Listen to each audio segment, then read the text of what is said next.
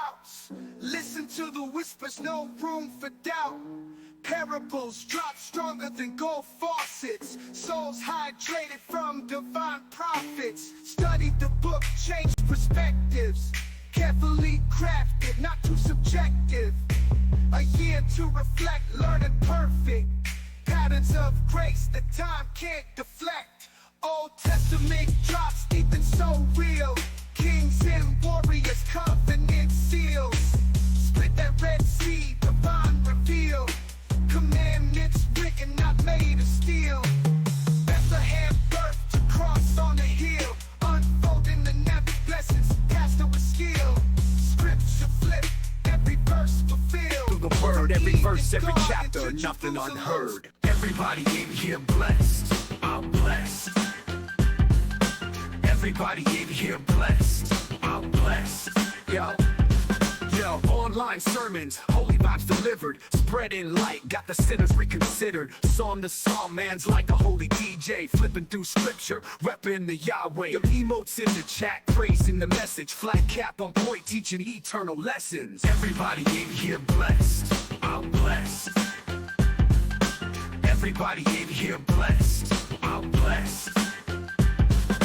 Digital pulpit, preaching like a pro. Followers grow as the faith overflow. Keyboard clicks, holy words they stick, raining blessings down with a slick rhyme trick. Virtual congregation, united in devotion. 1 year strong, a spiritual promotion. He's a life coach with divine instructions. Streaming holiness, no room for interruption. Flat cap changed the game, new pastoral fame. Virtual shepherd, he's embracing the mainframe. In the comments, affirmatives and amens. With each Goliath tackled, faith extend. Everybody in here blessed, I'm blessed, I'm blessed.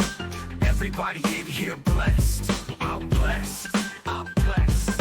Yo, online sermons, holy vibes delivered, spreading light, got the sinners reconsidered. Psalm to psalm, man's like a holy DJ, flipping through scripture, repping the Yahweh. Your emotes in the chat, praising the message, flat cap on point, teaching eternal lessons. Everybody in here blessed, I'm blessed, I'm blessed. Everybody in here blessed, I'm blessed, I'm blessed.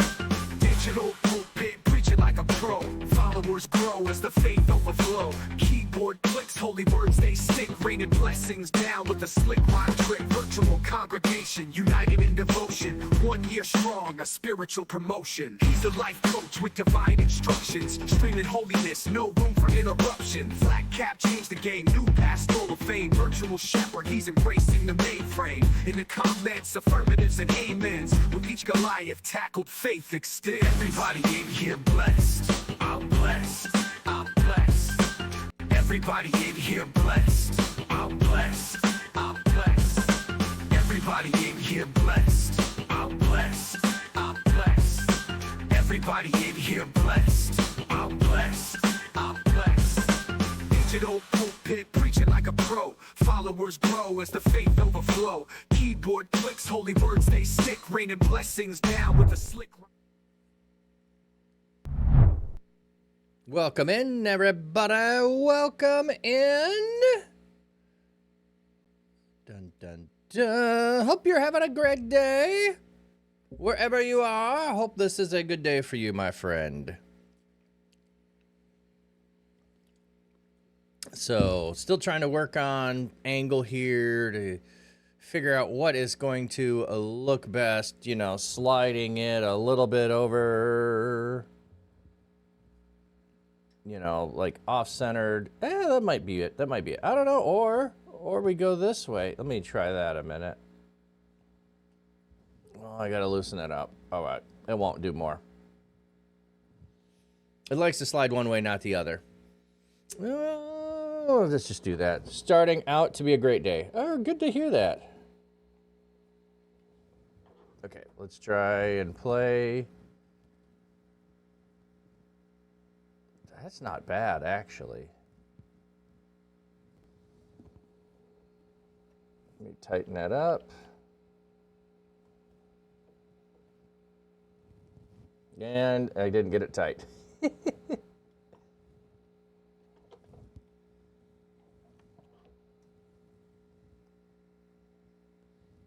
There we go. It's a little bit of a long, but more more hats are visible. I kind of like that. Kind of like that.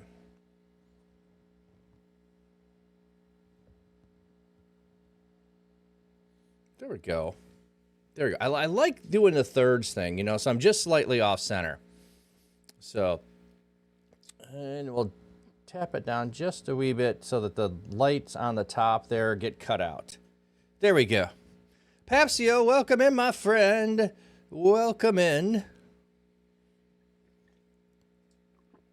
There we go. I like that because I don't know if you know the rule of thirds, but like when you're framing stuff, you shouldn't put it in the center. You should put it on one third or the other third.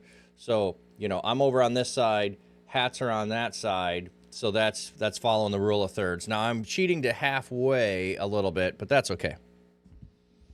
Anyway, just how you frame stuff. Okay. Welcome in. Hope you're having a beautiful day, everybody.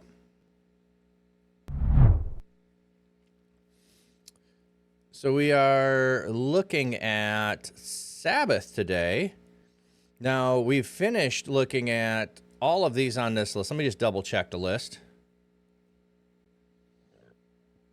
Yeah, we did witnessing, we did service, submission, fellowship, prayer, worship, study. So these were all the 7 things that you actively do and engage in. And then silence, simplicity, secrecy, sacrifice, denial, fasting, solitude are all the things that you cease from doing, you abstain. So we're done with those. And then let's look here. We did, like, I don't know what they're doing, the difference between Bible reading and Bible study, Bible memorization. That takes like one thing and splitting into 3. Although I could see memorization is actually something different than just study. But let me turn this off. I need it not.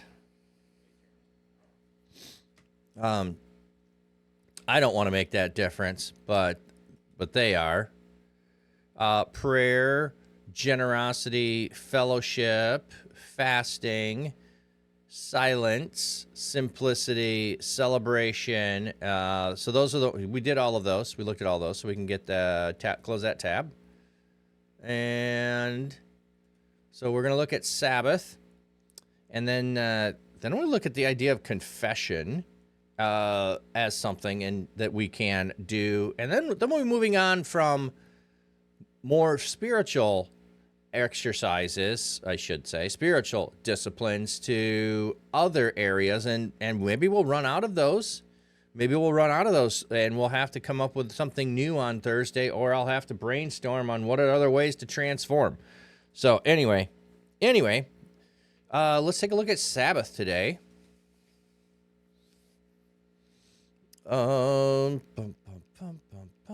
Okay. So the first appearance is going to be Exodus. That's not what I want. I want to look at rest first. Okay. So let's go over here. And it's going to be Genesis 2 will give us our word.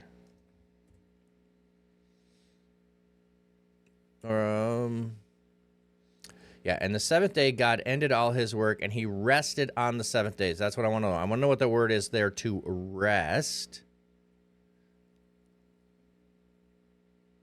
which is Shabbat. There's our Sabbath. Shabbat. He Shabbated. Shabbata.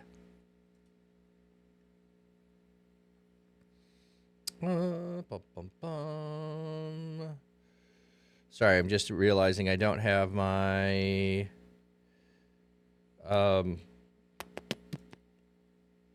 Stream Manager pulled up so that I can do and see what's going on. So there we go. Stream Manager is pulled up.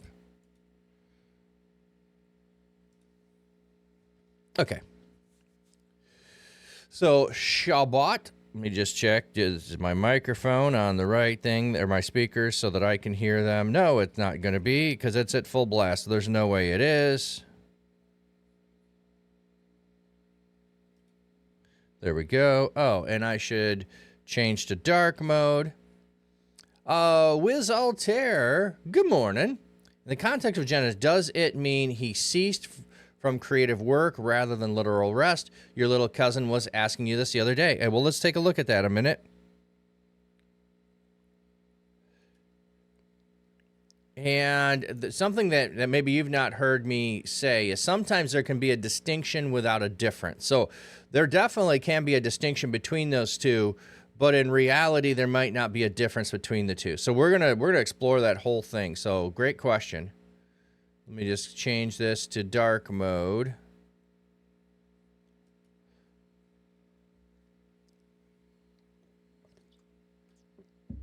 Bum bum bum bum bum bum bum bum bum bum bum bum bum, and finally, it takes forever for some reason on my computer. And now my mouse is jumping. Come on, I need my mouse. Give it back to me. Where did you go? Wow, mouse is being weird today. Okay. Stop it. It's like jumping over. I'm trying to click the Strong's H 7673 Sabbath. Yeah, so you'll notice that sometimes it's pronouncing B's and V's or P's and F's and all of that. Okay. So to cease, desist, to rest. To cease would be to stop. To rest, desist from labor. So it would be not doing work. So there's the aspect of stopping what you were doing or not engaging in it to cause someone else to cease, to put an end to exterminate, to destroy, to cause to desist from, to remove, to cause to fail, to keep and observe the Sabbath. So, we have, when we go back here, oh, sorry. We go back here. Well, actually, let's do it here. Let's do it here. Why? Sorry. I told you, my mouse is being goofy today. It just pulled my tab out. I'm not trying to pull the tab out. I'm trying to open a different tab. Instead, you pull the tab I was on. Okay. Behave, mouse.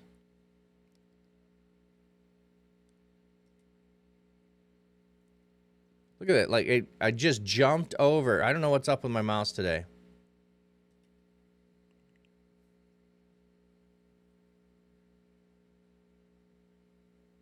Like, I'm having to go really slow.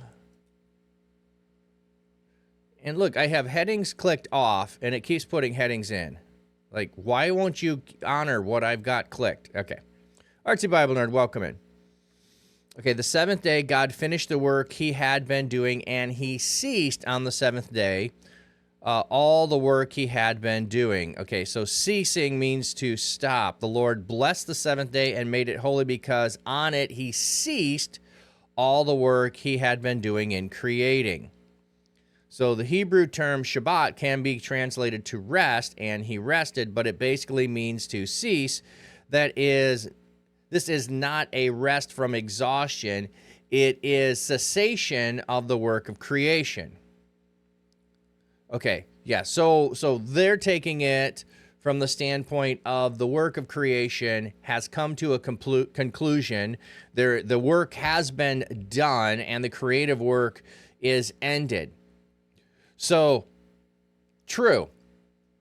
But on the seventh day, if he is not doing any work, then he would also be resting. So that's why I was saying maybe it's a distinction without a difference. Because it's not an exhaustion and he's unable to keep going.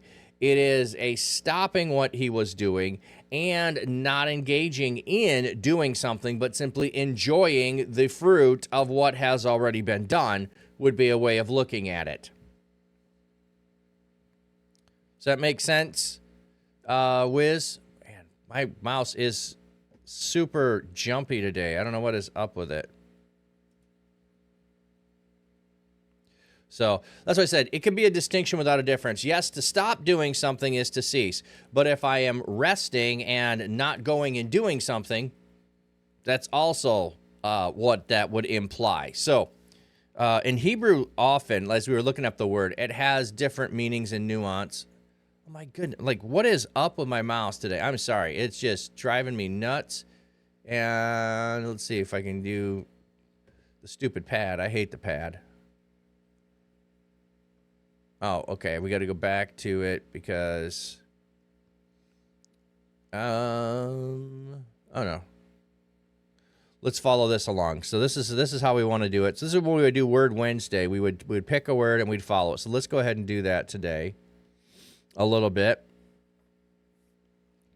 Okay, so then verse 3, and the Lord blessed the seventh day, and he sanctified it, because on it he had rested from all the work of all his work which God created and made. Okay, let's go back to...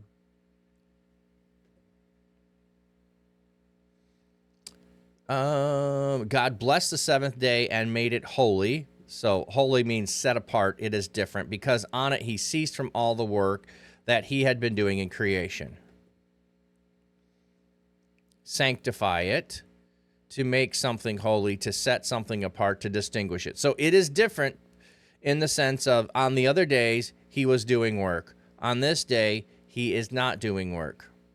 And God establishes a pattern which we follow. Okay, so they're just putting... He is employed. Okay, that's all they're talking about there. For in it he had ceased from all of his work, which God created to make. The last infinitive construct of the verb before it formed the verbal hendiades. The infinitive becomes the modifier which God creatively made, or which God made in his creating. So that's what they just said, had been doing in creation. Okay, so that's how they're doing it. Okay. So, great question, by the way, and that just ties in with what we were going. I do not know what's up with my mouse here, why it is being bonkers on me today. It's going to drive me nuts the whole day.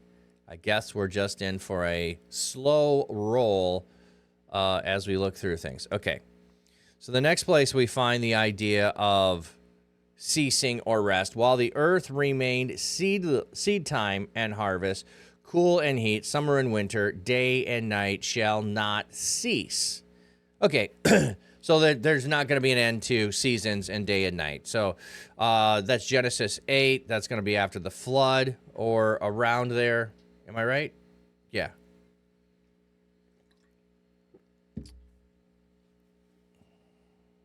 The batteries may be weak.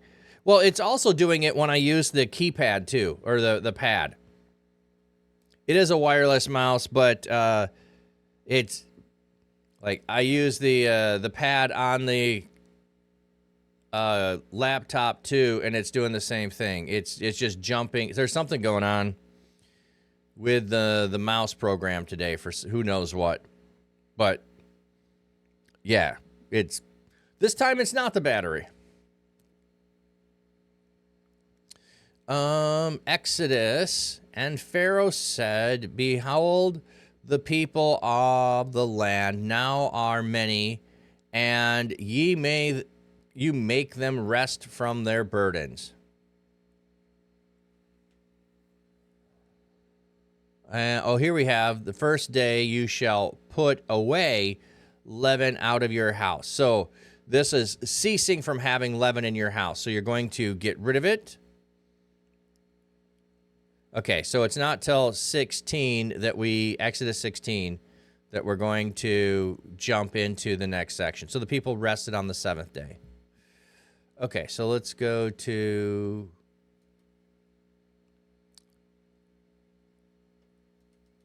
rested and see what that one is. Does that give me...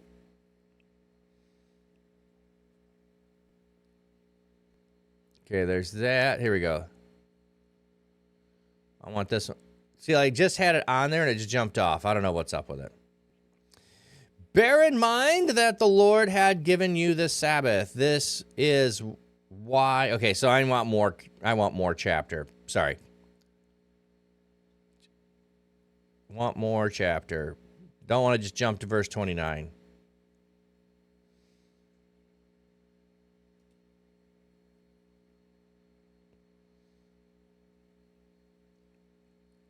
Da, da, da, da.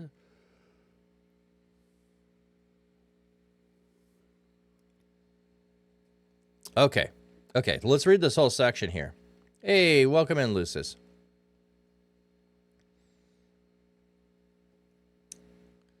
Okay, the whole community set out from Elam and came to the desert of Sin, which is between Elam and Sinai, and on the 15th day of the second month after they had come out of Egypt. In the desert, the whole community grumbled against Moses and Aaron. The Israelites said to them, if only, if only we had died by the Lord's hand in Egypt.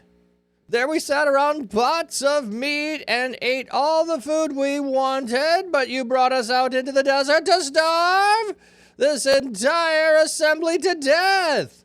Okay, this is just one of those places where it just shows how we are unable to accurately and legitimately look at the past. They were slaves. They were not sitting around pots of meat as slaves. This is just not true. It's not what was, but they're making it out to be that because our memories only think of the good times. When we start to lose memories of bad circumstances, except for the really extreme ones. We hold on to those, but we begin to lose all of that and everything. Like, just think about this. Like, everyone thinks that when they were a kid, the world was better than it is now. Well, you were a lot less aware of everything going on in the world when you were a kid. You had a lot less responsibilities. You had mostly playtime and your parents caring for you. You didn't have responsibilities of putting food, shelter, and clothing over you and your family, nor caring and worrying about the woes of the world or any of those things. So, of course, it was better when you were a kid. So we just all have that. So they have the same thing. Then the Lord said to Moses, I will rain down bread from heaven for you.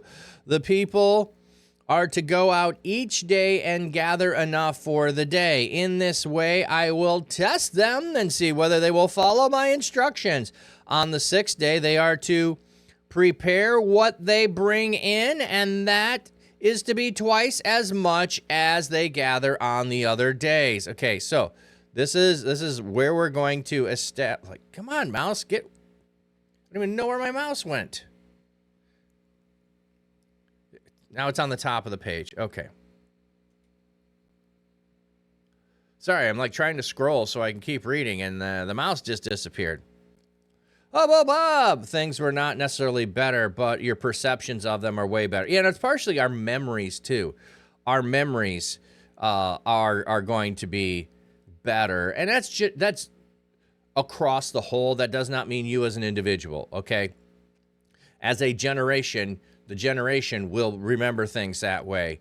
Like, even though I might remember doing a nuclear fallout drill as a kid, where just like a fire drill, tornado drill, not a fire drill, tornado drill, you go, you sit in the hallway and you cover your head, so that, I don't know what that was going to do if we had a nuclear fallout, but we had nuclear, testing or drills, nuclear fallout drills when I was a kid. I could focus on that, or I could think of, nothing bad really happened. So, should be a lesson that memory is not a great way to remember things. Your morning dad Chuck says, should be a lesson to you that memory is not the best way to remember things. Hey, let me know, is my screen choppy on your end or not? Is my screen choppy for you guys? Let me know if it is. Because on my view, I'm choppy all over the place.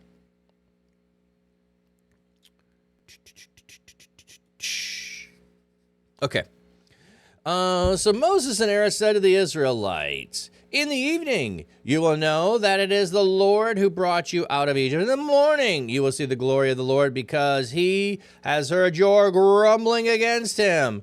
Who are we that you should grumble against us? Moses also said, you will know that it was the Lord when he gives you meat to eat in the evening and all the bread you want in the morning, because he has heard your grumbling against him. Who are we? You are not grumbling against us, but against God. Okay, so this is interesting. It says he will give you bread in the morning. But actually watch what it says they have to do. It's not technically bread until they make it into bread. So, I seem to be moving fine. Okay, so then it's just freeze framing on my computer, and that's good to know. So I'm not going to worry about it. Then Moses told Aaron, say to the entire Israelite community, come before the Lord, for he has heard your grumbling. While Aaron was speaking to the whole Israelite community, they looked toward the desert, and there was the glory of the Lord appearing in a cloud. Okay, mouse, show up again. Thank you.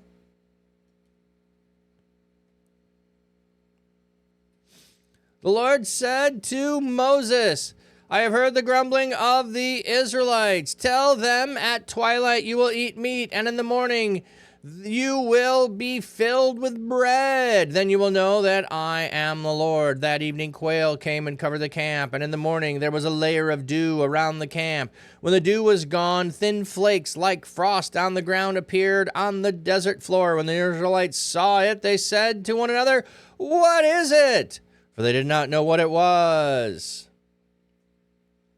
Ukulele, he gives you bread, but you have to make it. That's such a picture of God inviting us into the process. Oh, ukulele, that is beautiful. Yes, yes, yes, yes. So that's what I was just getting is like, it says he will give you bread in the morning, but there's just flaky stuff that is, what is it? Moses said to them, it is the bread of the Lord has given you to eat. This is what the Lord has commanded. Everyone is to gather as much as they need. Take an omer for each person you have in your tent. The Israelites did as they were told. Some gathered much more, or some gathered much, some gathered little. And when they measured it by omer, the one who had much did not have too much, and the one who gathered little did not have too little. Everyone had gathered just as much as they needed. Then Moses said to them, no one is to keep any of it till morning. However, some of them paid no attention to Moses. They kept part of it till morning, but it was full of maggots and began to smell. So Moses was angry with them. Well, duh. Oh, thank you. I did not update that. Thank you, Lucis. Okay. Get my mouse to work its way over there.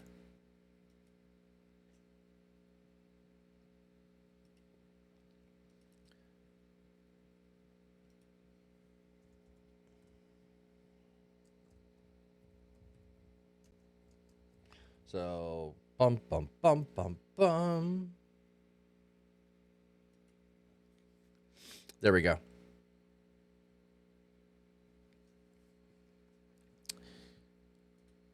Each morning, everyone gathered as much as they needed, and when the sun grew hot, it melted away. On the 6th day, they gathered twice as much, 2 omers for each person. And the leaders of the community came and reported this to Moses. He said to them, this is what the Lord commanded. Tomorrow is to be a day of Sabbath rest, a holy Sabbath to the Lord. So bake what you want to bake and boil what you want to boil.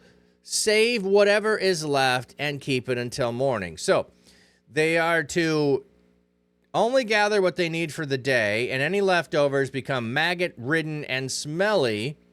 But now you are to double what you need for tomorrow. So let's go look up. I want to look up the phrase there, Sabbath rest, if it's Shabbat, Shabbat.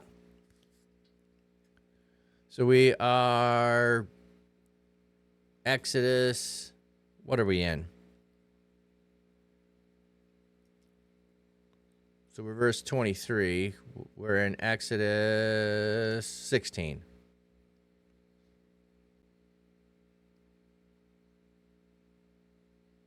Oh, this mouse is going to kill me today.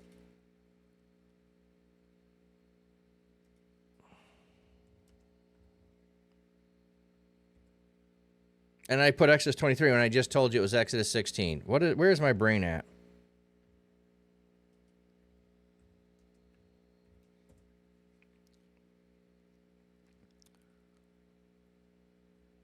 Scroll. Okay.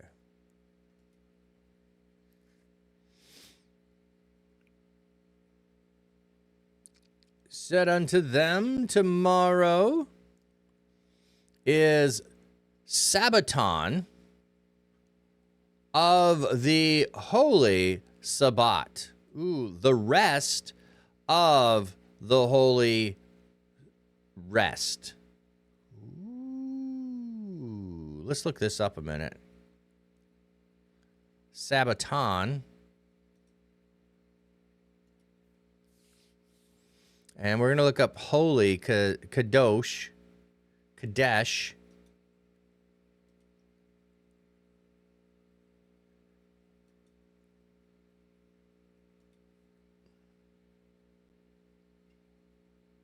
Come on, mouse.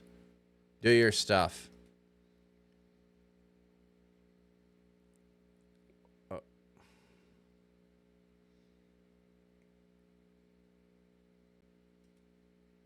Strong's H 7677. Shabbathon. Shabbathon. Sabbath observant, Sabbatism of weekly Sabbath, Day of Atonement, sabbatical year, the Feast of Trumpets, of the first and the last days of the Feast of Tabernacles. So this is the first use of it. And then it's all throughout Leviticus. So this variation of it, let's see, what is it? Is a masculine noun. Masculine noun, sabbaton. Not the verb to cease, to rest. Oh, well, let's look at kadesh first. Strong's H 6944. Kodesh. Kodesh. Kodesh. Okay. Apartness, holiness, sacredness, separateness. So this is the whole idea of when things are holy, they are set apart, they are different from everything else. So this is a really bad example, but I have a whole bunch of hats all over here. And then there's a hat over here on this side. This hat is set apart from all of those other hats. It's over here. It's not on the shelf with all the other hats. Okay, so it's just a distinction between things. So this day of the week is set apart. It is different from all the rest. Now, we often just translate it as holy, and I really don't like the translation holy, because we have turned it into, in English, a superiority.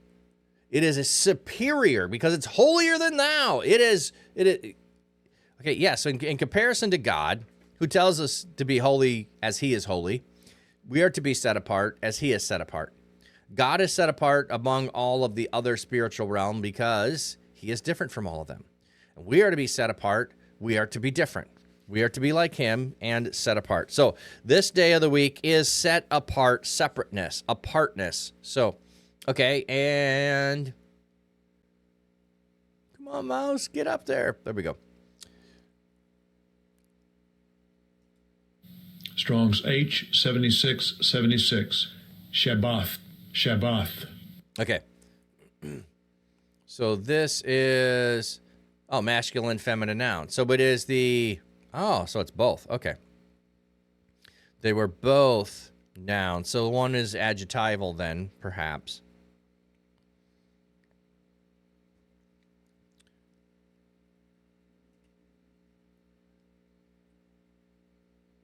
Oh, we were reading over here. Sorry.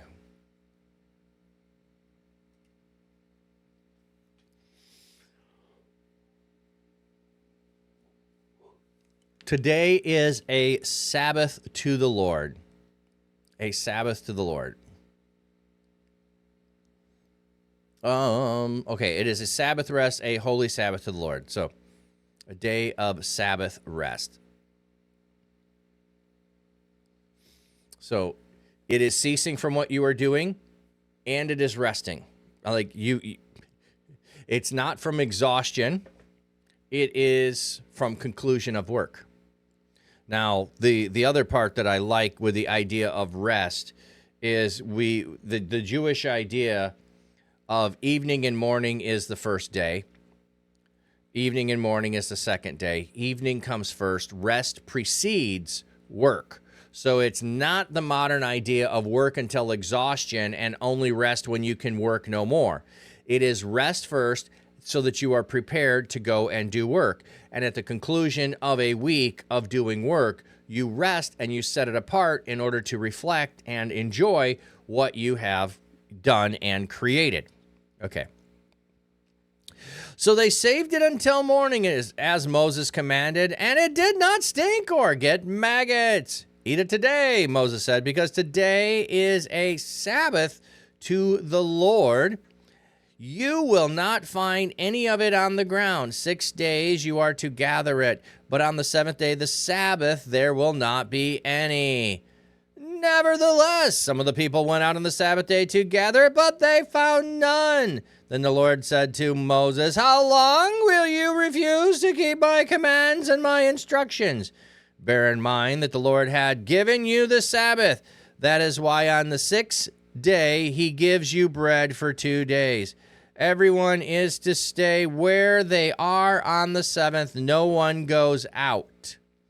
So the people rested on the seventh. I think this is go out, meaning go out to get the food. Not can't travel. The people of Israel called the bread manna. It was white like coriander seed and tasted like wafers made with honey.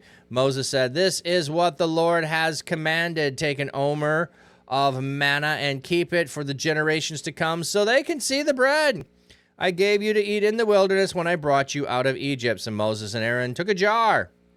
Okay, my brain always pictured a glass jar. They didn't have glass jars. It should say a clay vessel. And he put an omer of manna in it. Then they placed it before the Lord to be kept for the generations. Okay, so this is the introduction of Sabbath. This is the introduction of Sabbath. So one of the things that is important, I think, of thinking about Sabbath, they are slaves coming out of Egypt. They are slaves coming out of Egypt. Did slaves get a day off? Why would slaves get a day off? Their masters can force them to work every day. The master doesn't need to give them a day off. What incentive would the master have to give someone a day off when they could work them? So there is no day off. They're forced to work. The other thing I think that thinking through Sabbath is, and we'll get more to the model of, it's modeled after God when we get to Exodus 20, I think. So we'll put a pin in that for a second. Another thing that you get with this is, if you are ceasing from the work that you are doing, and especially in the story here, are you trusting God? Are you trusting God? Look at what happened. Some of the people went out on the seventh day and they couldn't find anything. Why are they going out on the seventh day? Because they're not trusting God. Either they didn't trust God by taking enough on the sixth day to have double and be prepared for the seventh day. They didn't trust it was going to make it to overnight and not be full of maggots because they fool me once, shame on me. Fool me twice, shame on you. Or the other way around, whatever. So they may not. So we're gonna double. We're not gonna do the double thing. No. Oh, now I don't have any. I got to go out and look for it. It's not there. All of this has to do with trust in God. Are they trusting in God or not trusting in God? And here they're not trusting in God. So that's part of what the whole idea of Sabbath is. Trusting that God will care for you instead of striving under your own power to provide for yourself. So that is part of the idea here of what is Sabbath supposed to be. It is trusting God, trusting that he is going to take care of you, trusting that he is providing for you, trusting that you don't have to do it on your own. Does that make sense, everyone? Did that open? Just want to play with my camera a little more here. My brain is doing that. Yep, okay. There it goes, finally.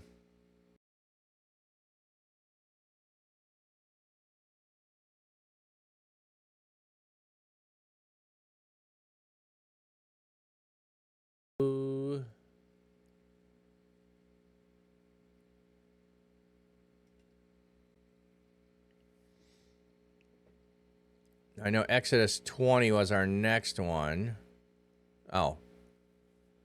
Come on. Mouse, stop jumping over what I want. Prayer time. Let me know. What are we praying for?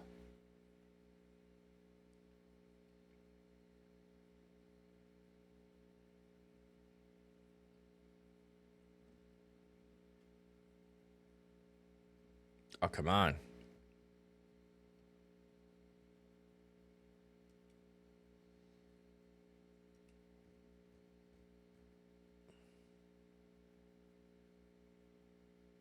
Good grief. Just going to drive me nuts all day, aren't you, Mouse? It's like, Okay, so we had 16. Now let's go to 20. I should have opened it in another window.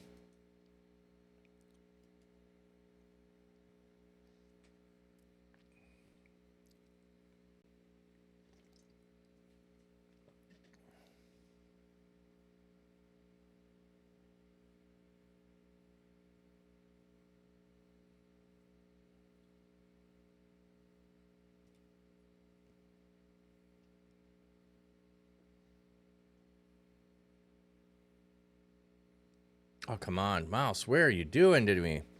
Yeah, Lucis, are you typing there your prayer request?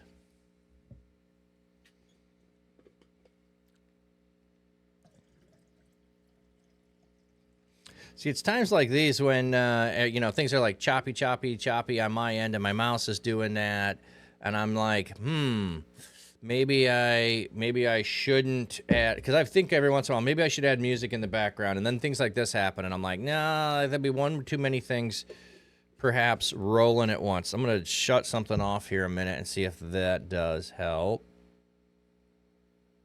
Oh, come on.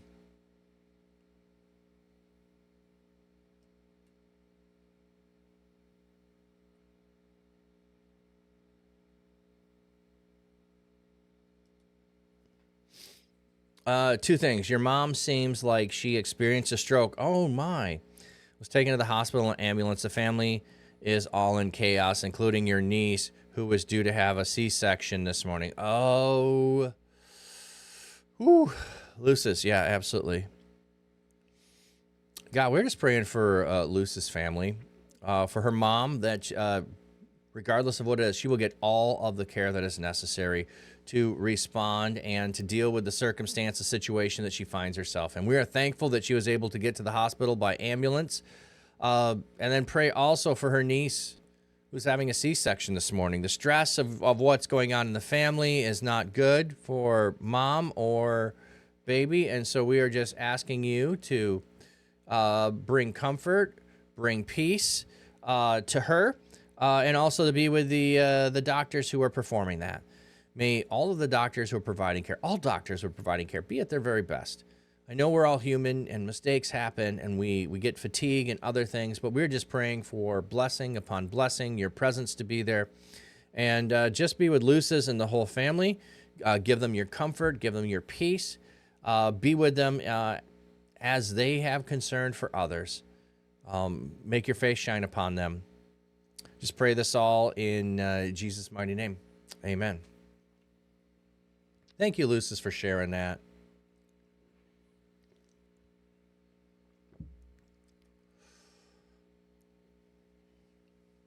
Oh, you're welcome, Lucis. I hope all else is well, too, with your family, with other stuff that was going on.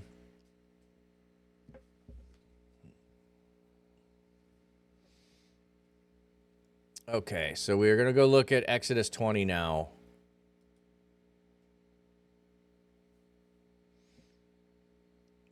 I want to read full chapter here. You know what? I want to go over here. I want to see what it has over here.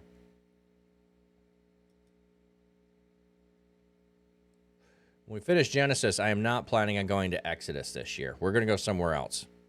Okay. God spoke these words, I, the Lord, am your God who brought you from the land of Egypt, from the house of slavery. Okay, so God spoke all these words. So in Jewish perspective, it's not the 10 commandments, it's the 10 words. God spoke all these words. These are the 10 words. So the first one is not actually, you shall have no other gods before me. I don't remember how they actually break it down into the words, but let me just see it. The Bible makes it clear that the law was revelation of God at Mount Sinai, and yet studies have shown that the law codes form follows a literary pattern of covenant codes in the late Bronze Age, notably the Hittite codes. The point of such codes is that all the covenant stipulations are appropriate because of the wonderful things that the sovereign has done for the people. God is using a well-known literary form, was both drawing on the people's knowledge of such impress their duties on them, as well as putting new wine into old wineskins. I don't like that analogy. The whole nature of God's codes was on the much higher level for this general structure. Okay.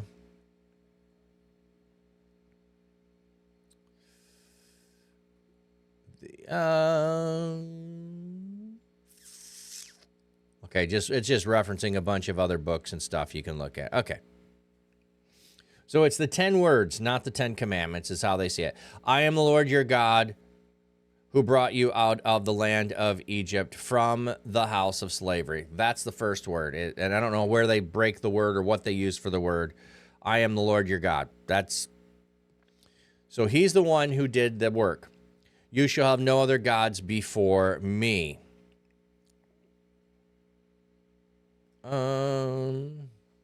The expression al pene has several possible interpretations. In front of me, meaning obliging me to behold them, or also giving a prominence above me, rendering it, you shall not prefer other gods to me, illustrating that in marriage life. Okay.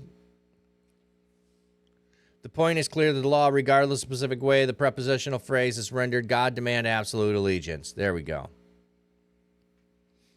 Lucis, over the weekend, your little daughter got sick. Oh, no. You took her to the doctor, no strep, no COVID. So you sent her to school these last 2 days with a mask on because she is coughing. If it is not one thing, it's another, but through all of God is in control, so you trust in him. Yeah. Sending with a mask is probably beneficial so that nobody is worried about being contagious. Sorry, I'm just looking to see how many cough drops I have. I have one. Just in case I need it. Okay.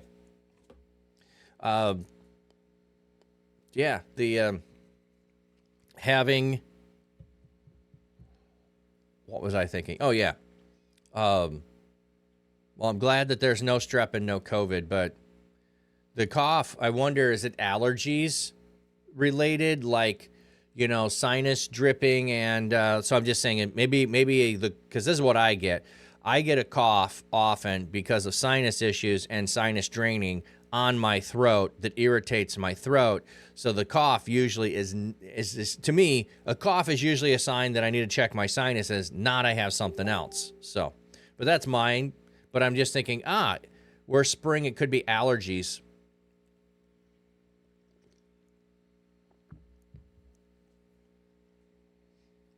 Okay. So you shall have no other gods before me. We're really looking for the Sabbath piece, so I'm going to just keep scrolling. Oh, that was one thing I was going to say. If there are no other actual spiritual beings in which people could honor as gods, there is no need for this command. Okay?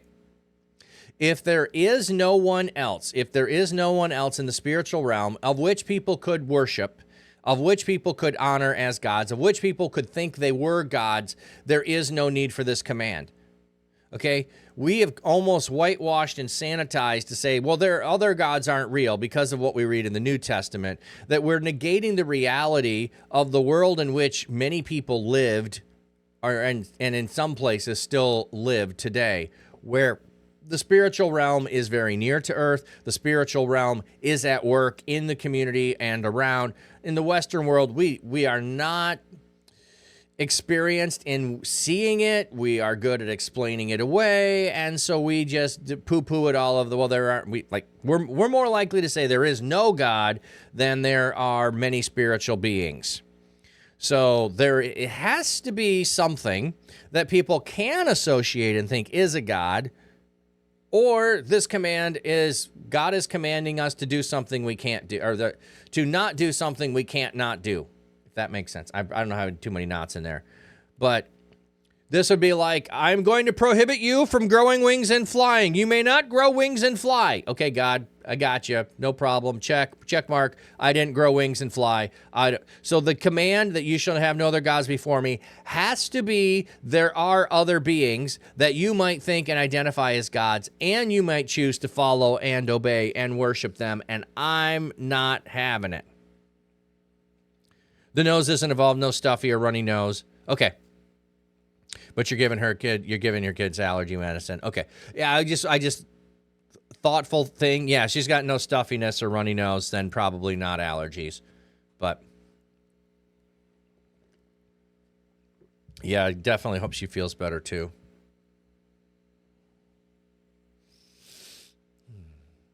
Okay. You shall not make for yourself a graven image of or any likeness of anything that is in the heaven above, or the earth beneath, or in the water below. Okay, so what do we have on the carved image here?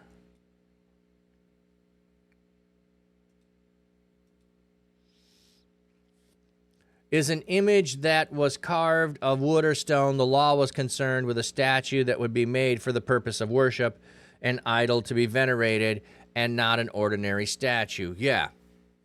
So this is taking on what we just had in the other of carving an image. However, some take this so severely as to not carve any images. There is a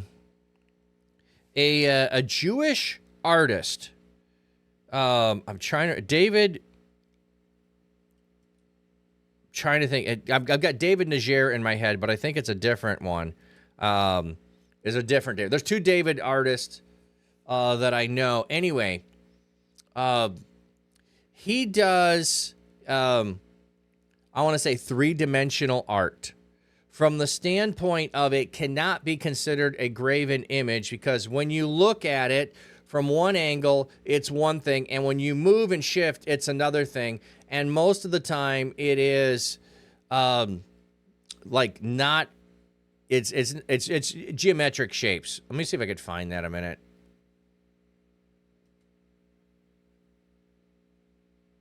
So he does it to not create. Yeah, I'm not likely to do anything when you interrupt what I'm doing. Very unlikely. There we go. Very unlikely. Submit. What can you do better? Not ask me for my opinion and when I'm in the middle of doing something. That's what you can do better. Sorry. Gamer night. Anybody sensing a little bit of hostility that I'm having this morning with my mouse causing me to be agitated? Okay.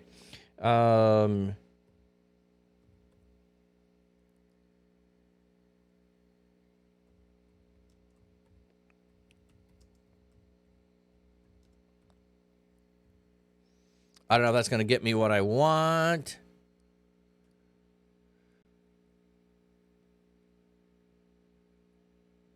Okay, let me go for images.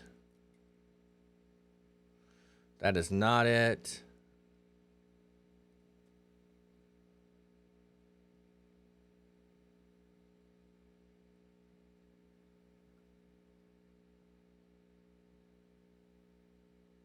Yeah, not love.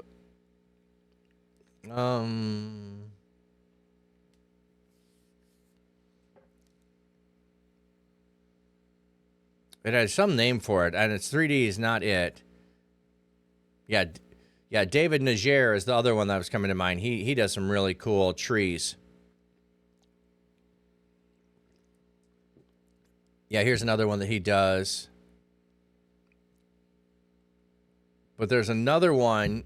So that's one of the ones, Israeli artists that I know. They're both named David, I think. Maybe, you know what? Maybe I'm wrong. Maybe it's not David. Maybe I've got the whole name wrong.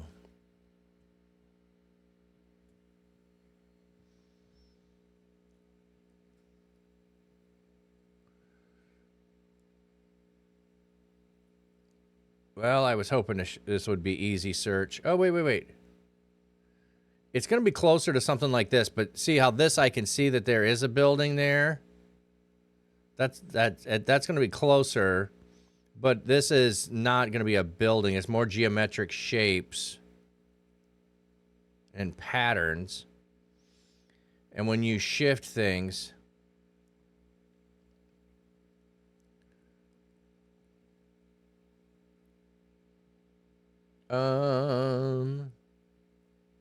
not finding it. Let's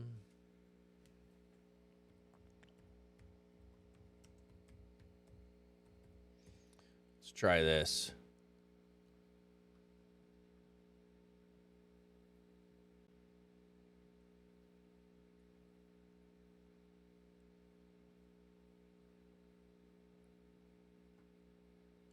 Bum ba bum bum bum ba bum bum bum ba bum bum bum. All right. So how you doing, Gamer Night? Good to have you in here. We're in the middle of looking at Sabbath and rest, and I got sidetracked as we're looking up graven images.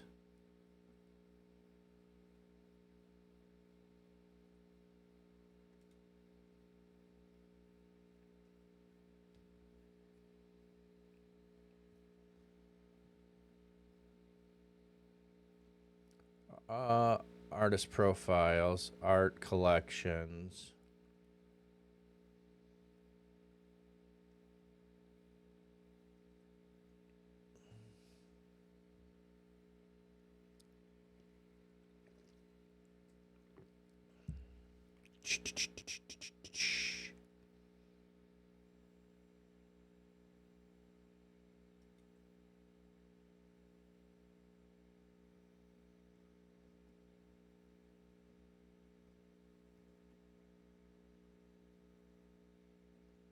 Well, let's see.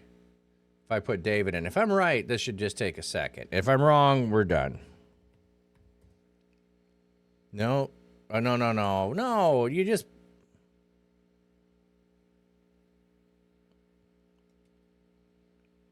Oh, we got ad coming in. Okay. Well, I'll keep searching here a second till ad comes in, and then I'm just out of time. I guess I'm out of time. It didn't go any further.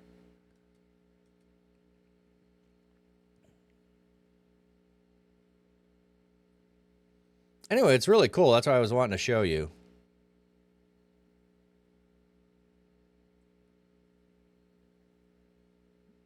Bum bum bum bum bum bum bum bum bum bum bum.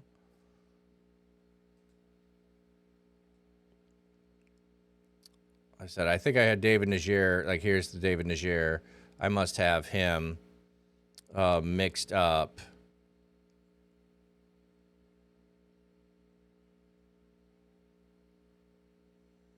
Dun dun dun dun dun dun.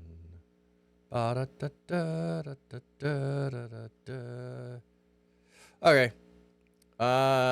Clearly I can't find it. All right. Yakov Agam? Well, let's go look that up. That doesn't sound right, but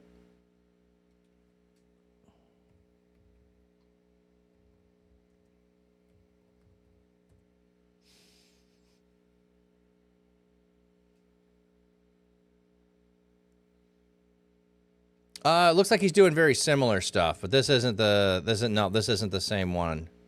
At least I don't recognize that.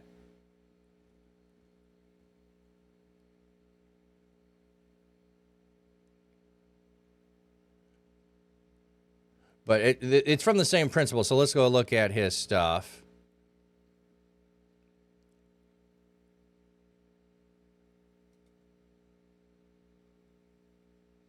Yeah, so this is a very similar idea here. This isn't who I was thinking of, but it gives you an example of it. So because I don't want to create a graven image, this is not an actual image, because when you move, it does not exist.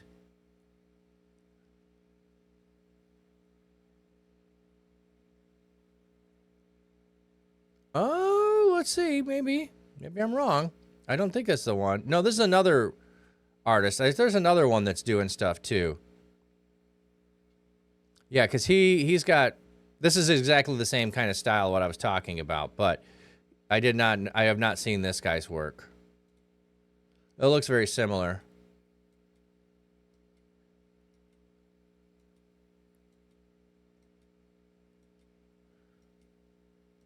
It looks like he may be doing a little bit more of raised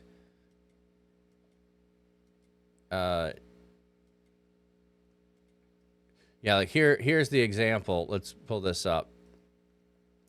As you move through, you can see that this is the same image, but it depends on where you're standing of what you see. So that's the idea. Anyway, ads are coming.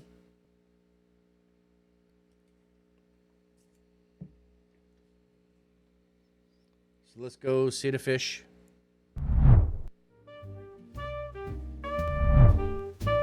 Flat cap Pastor rocks his tweed, streaming life by the reeds. Fish pond calm and glassy clear, view it all right from here. Dapper man with sax in hand, plays tunes by his quiet land. Acoustic guitar in the breeze serenades the fish with ease. Watch the fish, they swim along to the rhythm of his song. You can see it's raining on the pond today. Flat Cat Pastor shows the way. Stream it live, come what may. With his cam he shows it all. Little fish, both big and small. Life in pond so serene, nature's beauty on a screen. See the ripples, watch the flow, hear the music, gentle glow. Flat cap's charm and calming tone makes the fish feel right at home. Looks like we're back. Watch the fish, they swim along to the rhythm. Oh, ad break ends at 50. I hate this. That it's like it tells me the ad is starting and then the ad doesn't actually start for a while. Now I see the ads there. Come what may.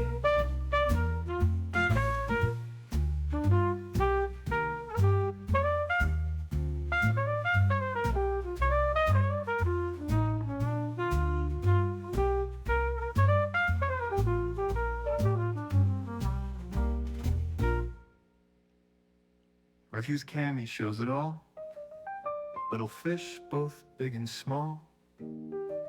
Life in pond so serene, nature's beauty on a screen. See the ripples, watch the flow, hear the music, gentle glow. Flat cap's charm and calming tone makes the fish feel right at home. Watch the fish, they swim along to the rhythm of his song. Flat Cap Pastor shows the way. Stream it live, come what may.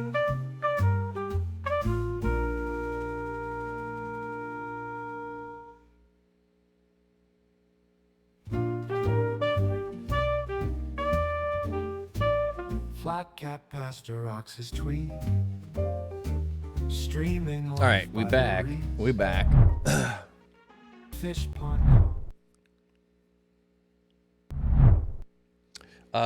Interesting.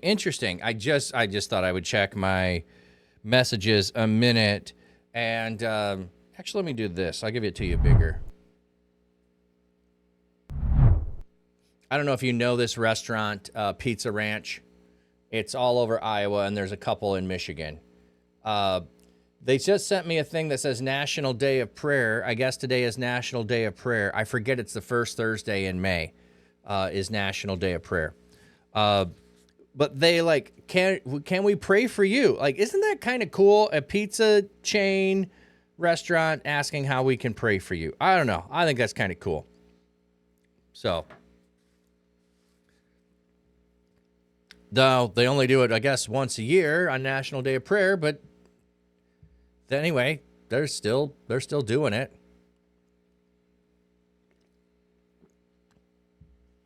It was one of the places we frequented when we lived in Iowa was to go to Pizza Ranch because they have pizza buffet.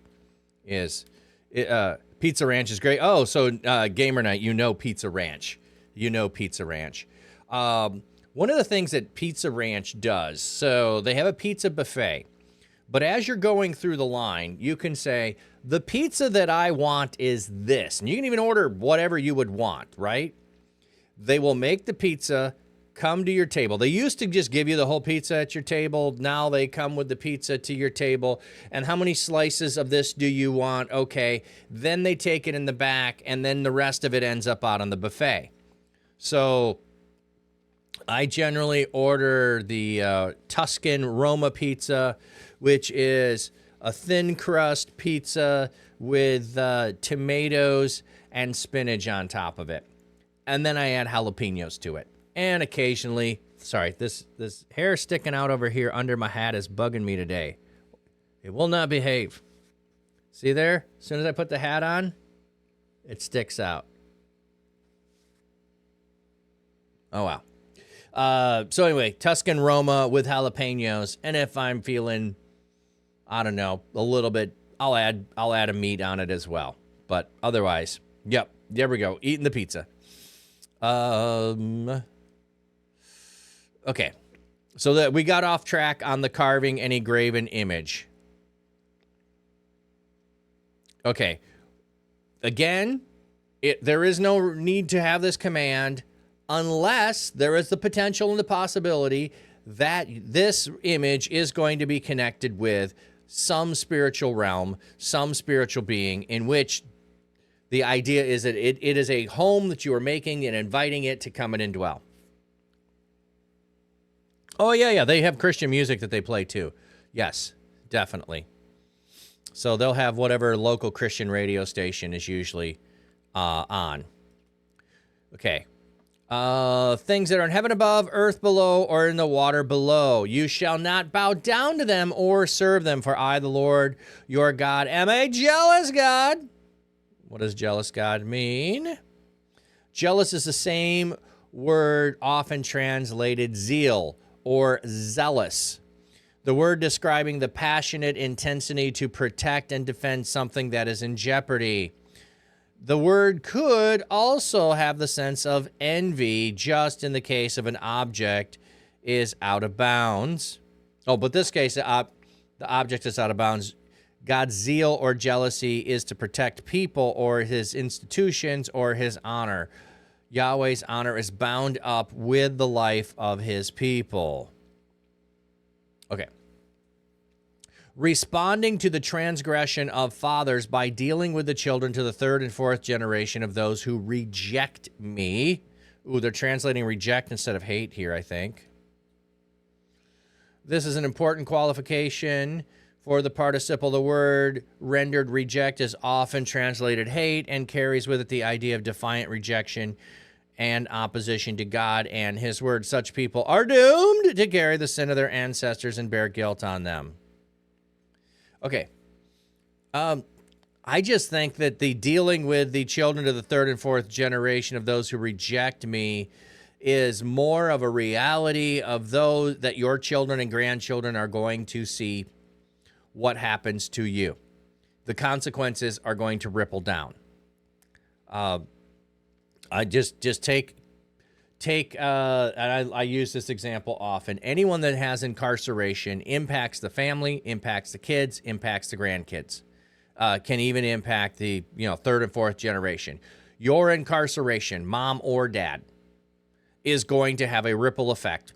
The penalty that you have for whatever you did that causes incarceration is going to have consequences down through the generations. I think that's all this is stating. Not God's going to go and get vengeance on the kid of someone who did something wrong. Okay. And showing covenant faithfulness to 1,000 generations of those who love me and keep my commandments.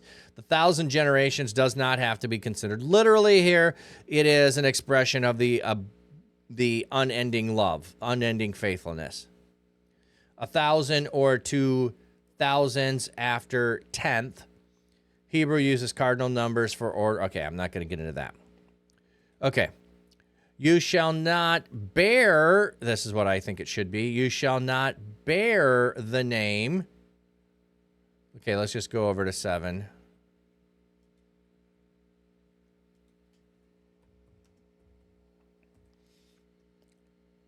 I can't help it.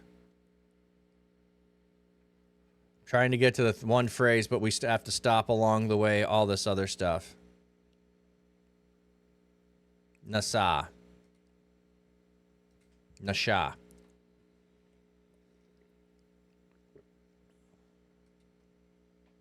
Strong's H 5375. Nasa. Nasa.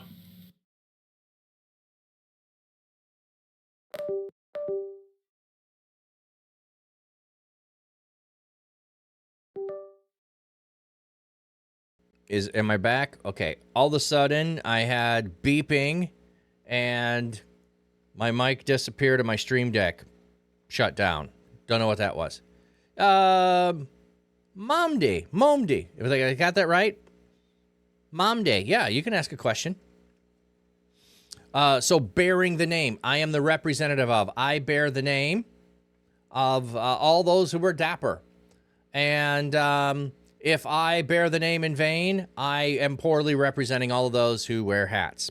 Just giving it. So if I am an American and I go abroad and I act like a jerk, I am bearing the name on behalf of all Americans, and I'm doing a poor job of representing myself, or a good job, depending on how you view America. So that's the idea here. This is not about speech. I am bearing the name. The name of the Lord God in vain. He'll not hold you guiltless. Whoever takes his name in vain, who represents him, who takes it in that direction. Remember, here's where we're getting to. Remember, okay, what do we have there on the word?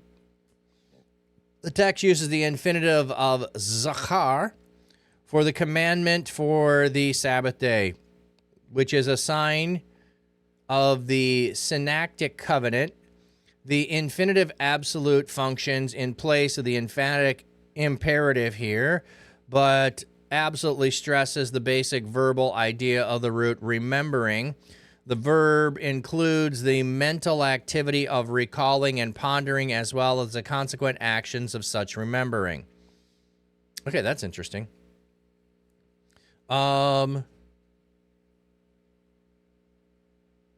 Yeah, we are. Oh, sorry, I did not switch my screen back. My mistake there. Yes, we are looking at the idea of Sabbath and rest today. That is our focus today, looking at Sabbath and looking at rest. So we are now in Exodus 20. And I want to go look at that word a little bit more. Remember there.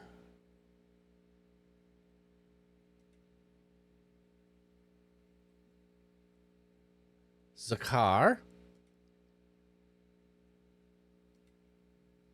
There's a good footnote, but I just want a little more on it. What nuances does it use? Strong's H2142. Zacher. Zacher. Okay. So to remember, to recall, to call to mind, to be brought to remembrance, be remembered, be thought of, be brought to mind. Okay. To make a memorial, to make a remembrance of. So calling to mind with the intent of taking actions on the Sabbath day to set it apart as holy. Okay, so setting something apart as holy is something that is set apart is different from the rest of the days. So you are to recall and bring to mind that you are to do this.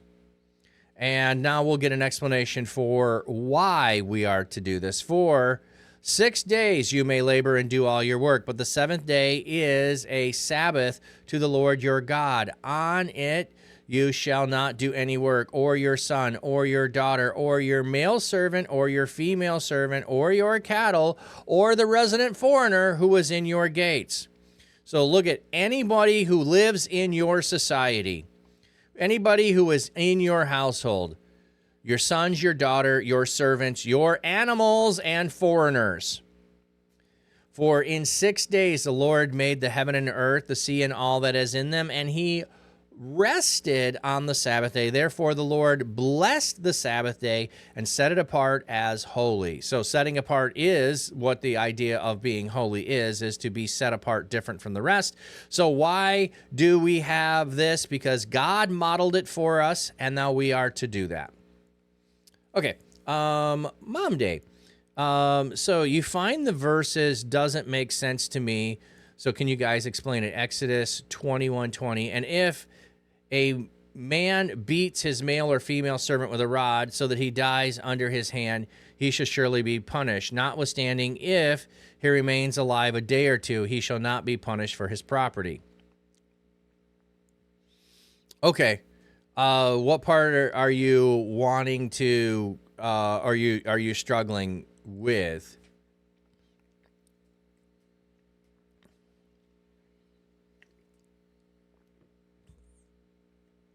I'll come back to that second. Just finishing out, honor your father and mother that you may live a long time in the land that the Lord your God is giving you. You shall not murder, you shall not commit adultery, you shall not steal, you shall not give false testimony against your neighbor, you shall not covet your neighbor's house, you shall not covet your neighbor's wife, nor his male servant, nor his female servant, nor his ox, nor his donkey, nor anything that belongs to your neighbor. All the people were seeing the thundering and lightning and heard the sound of the horn and saw the mountain smoking. And when the people saw it, they trembled in fear and kept their distance. Okay, so there we have the 10 Commandments laid out there. So we're not far from where you were asking about. Okay.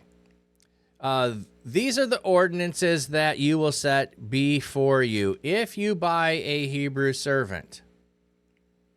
He is to serve you for 6 years, but in the 7th year, he will go free without paying anything.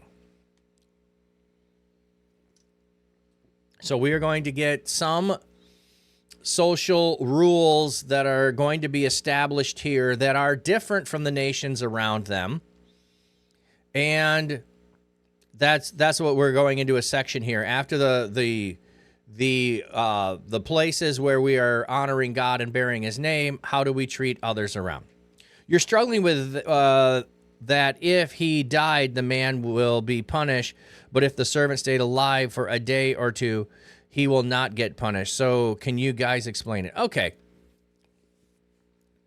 Well, if you are beating someone to death, there is a level at which you are beating the person and you do not stop. That would fall under, well, depending on category of murder, but we have a lot of different categories of murder. First degree murder, which would be premeditated murder. You plan it, you plot for it, you wait for the opportunity, you carry it out. I'm not saying that's Bible, but I'm just saying we have similar kind of ideas in our modern codes too. Second degree murder would be opportunity presents itself and you choose to do it.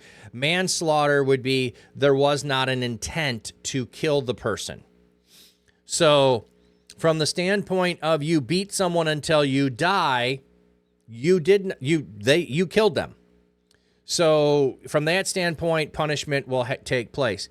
if I am just punishing them and beating them, and then it turns out I went too far and they die later, but I didn't beat them to death, then the punishment is different. But as we go through this whole section, there's a whole section here that talks about the value of different people. And in some ways, I think this is to limit things, to restrain things, because other societies had no laws, had no value whatsoever to servants or slaves. You could do whatever. You could kill servants, and it did not matter. Here, there is punishment being brought in for beating a slave to death. Now, if he lives a couple of days, then likely you maybe didn't intend to kill him. Then we're going to see that because he lives a couple of days and not punished. I don't know if that makes sense to you, but that would be part of what I would think. We'll go through here and see if we find anything else. So that is verse 20.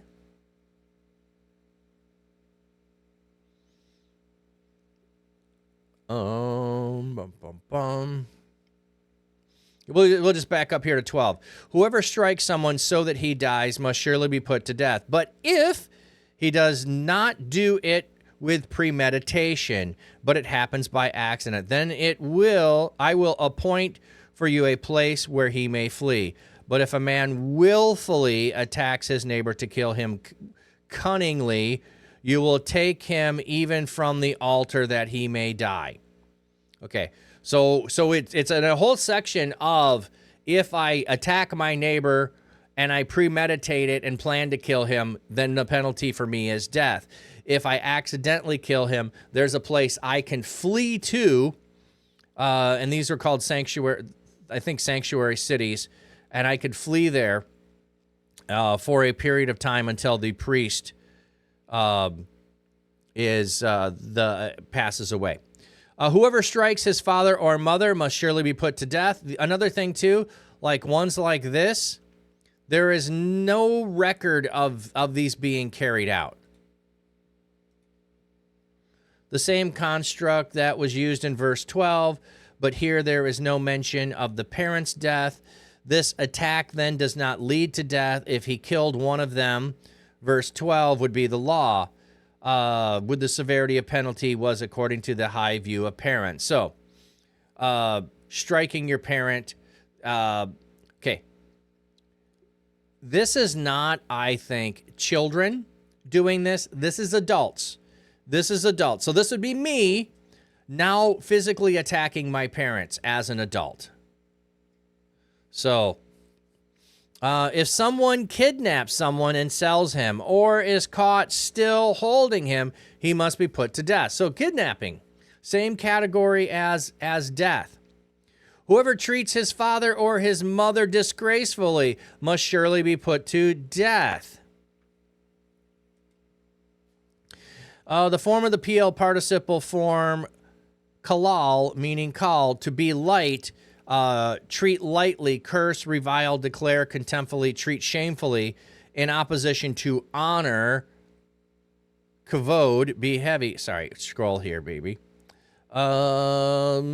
This verse then could refer to the act contrary to the commandment of honoring your parents.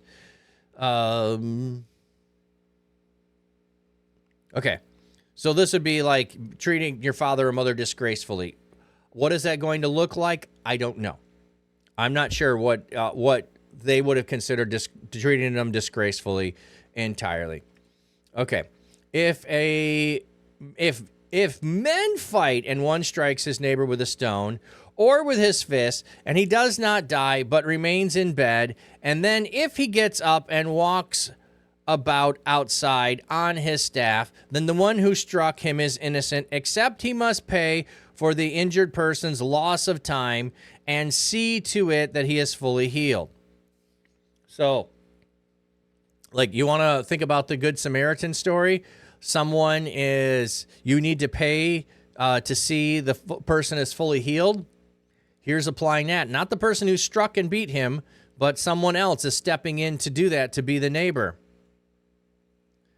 Then we have if a man strikes his male or female servant with a staff so that he or she dies as a result of the blow, he will surely be punished. However, if the injured servant survives 1 or 2 days, the owner will not be punished, for he has suffered the loss.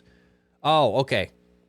So there is the yeah, that's interesting. They're translating for it is his property. Here he has suffered a loss. Let's go look at the text there. But so yes, he'll be punished, but it doesn't say what the punishment will be for taking a life.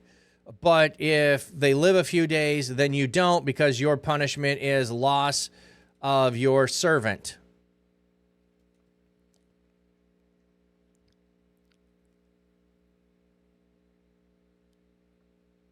Okay. For he is his money. Oh, that's interesting. Kepsi.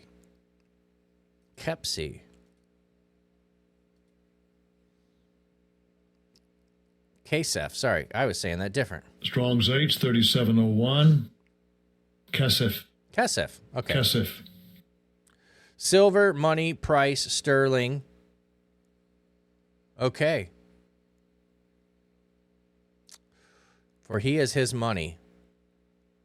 He is the one who, he's the one who suffered loss. Okay. I see why they're doing that.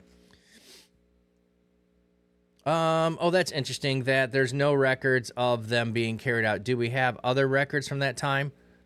Well, I'm just saying throughout all of the Old Testament time period, we do not have any records that talk about them doing the Sabbath year where everything is returned and restored, and then later it says, hey, part of the going into exile is so that the land has its Sabbath rest. You didn't give the land its Sabbath rest. The land is going to have its Sabbath rest. Also, these commands on putting to death. And one of the things, too. Okay, here's a good point. We think of law in the sense of concreteness. Like, and we've tried to make our laws that way. I want to say starting in the 80s with the 3 strikes you're out rule and mandatory sentencing. So if you do this, the judge does not have discretion to hear the case and render a punishment that's equal with the crime. We tried to take it away from judges because we thought judges were being too lenient. So we started putting into place mandatory sentences. So if this is the 3rd time that you did anything, now there's a mandatory, you have to go away for this length of time. Even if what those were drug possession charges and you didn't hurt anybody, now you have to go to prison. We took it out of the hands of. That's how we often read the Old Testament, as it is mandatory sentencing. These would still be guidelines for what punishment should be, but it wasn't mandatory. It's like, here is the severity of the circumstance, and here is the severity of the punishment. Some of these just say they will be punished. You will surely be punished. Doesn't tell what the punishment is. Others say death is the appropriate punishment, but it doesn't mean it would always be carried out. What we do have for records, I'm not sure, Ukulele. I've not tried to pursue and look at that. I've just seen it mentioned in several different places by scholars who talk about the fact that we don't have records often of any of these laws as, being carried out. So I think this is the wisdom and guides of how to deal with these situations, I think is better than thinking of a concrete black and white laws that says, if A happens, B will happen. It is more, I think, beneficial to think of them as, here is the guidelines and rules for when you come across this, what would be the appropriate punishment or the most punishment that could be given. So, Mamdi, I don't know if that's making sense to you, if you're still here, still hanging out. I hope that's helpful. And this is a whole section of all kinds of things. So We'll get into another one. This, like, I don't deal with people that have servants and slaves today, or do I know of any circumstance if you beat someone, even if they were property, but there probably are places around the globe where you could get away with this. If men fight and hit a pregnant woman and her child is born prematurely, but there is no serious injury, the one who hit her will surely be punished in accordance with what the woman's husband demands of him, and he will pay what the court decides. So and I know in this case it's the husband, they'll be, here's what you need to do to make restitution, to make things right for what happened. And then the court will say, that sounds reasonable, or no, we're going to cut that in half, whatever it might be. But if, if there is serious injury, then you will give a life for a life, eye for an eye, tooth for a tooth, hand for hand, foot for foot, burn for burn, wound for wound, bruise for bruise. Okay. And the idea here is not meant literal. It means you don't get to add retaliation, punitive damages on top of it. So the fact that you injured my wife, I'm going to go now and injure your children on top of that, kind of a thing. And I'm going to go injure every single one of your children. No, this is talking about proportionality. You don't go above and beyond what is proportional. So it is only wound for wound, bruise for bruise, not seeking vengeance, not adding on top of it. So,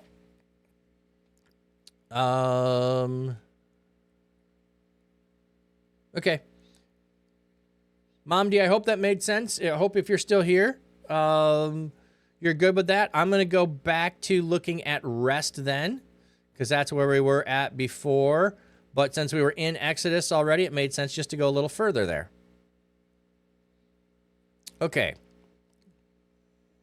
So we had in here the idea of Sabbath rest is based on creation. Also, people want to argue from Genesis about creation being 6 days or 7 days and all of that. I don't want to make my argument from creation, from Genesis. I make my argument from Exodus, because that's where we have Sabbath is based on creation. Okay, so let's go look at 31 in context. Oh, what? Oh, 16 to 18. Let's read full chapter. Oh, Bezalel and Aholiab. Okay. Then the Lord said to Moses, say to the Israelites, you must observe my Sabbaths, my rests, my ceasing. This will be a sign between me and you for the generations to come, so that you may know that I am the Lord, your Lord, who make you holy. Look at this, look at this. I am the Lord who makes you holy. I am God, I make you set apart. How do I ensure that you know that I am the one making you set apart, because you set apart one day. You set apart one day, and you do what I did on that day. I cease from my striving, I cease from my work, and I enjoy what was happened, and I rest. And so on that day, you become set apart by you setting apart a day. Observe the Sabbath, because it is holy to you. Anyone who desecrates it will be put to death. Those who do any work on that day must be cut off from their people. So notice, cut off, not death. So you're going to be cut off. You are no longer part of us. You are excluded from it. So if you want to get like into honor shaming societies, like the Amish will do this, and all of those, the Mennonites, those kinds of groups will do this. You'll be cut off from the people. When you dishonor the people as a whole, you become cut off from the people. For 6 days work is to be done, but the seventh day is a day of Sabbath rest, holy to the Lord. Whoever does any work on the Sabbath day is to be put to death. Wait, we just read those who do any work must be cut off. But we had desecrates it would be put to death. So desecrate would be more dishonoring. Work would be cut off. But now it says any work is put to death. Which is it? Which is it? The Israelites are to observe the Sabbath, celebrating it for the generations to come as a lasting covenant. It will be a sign between me and the Israelites forever. For in 6 days the Lord made the heavens and the earth, and the seventh day he rested and was refreshed.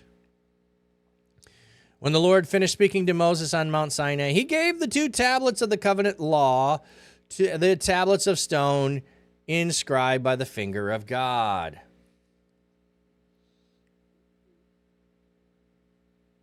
Oh, did I not? I thought I hit the another tab. Apparently I did not. Okay. And then Numbers. No, the Spirit rested on them. That's not what we are looking for. Spirit also rested on them. No. David rested with his ancestors. So he ceased from being alive. He ceased from being alive. He rested with his ancestors.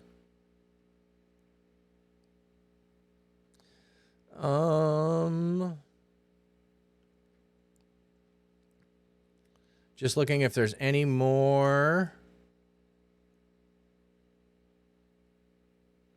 We're just running through Kings here when they are all dying. They are all resting with their ancestors.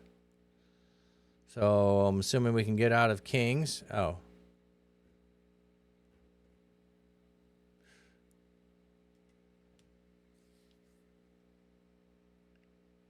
Okay.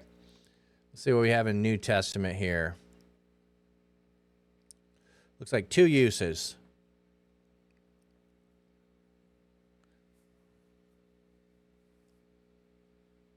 Okay, we should go look these up. So let's go look that one up in context. And we'll look this one up in context.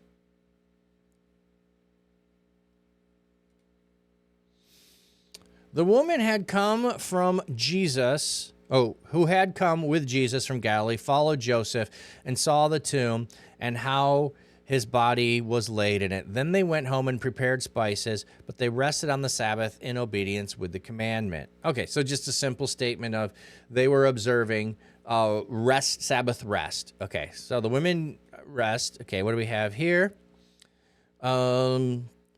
Let's just back up full chapter. We're only going through verse 5, so let's see what's before it. Therefore, since the promise of entering his rest still stands, let us be careful that none of you be found to have fallen short of it.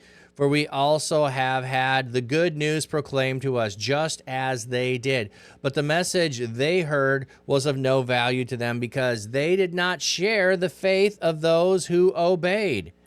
Now we who believed entered that rest, just as God has said. So I declared an oath in my anger, they shall never enter my rest. And yet his works have been finished since the creation of the world. For somewhere he has spoken about the seventh day in these words.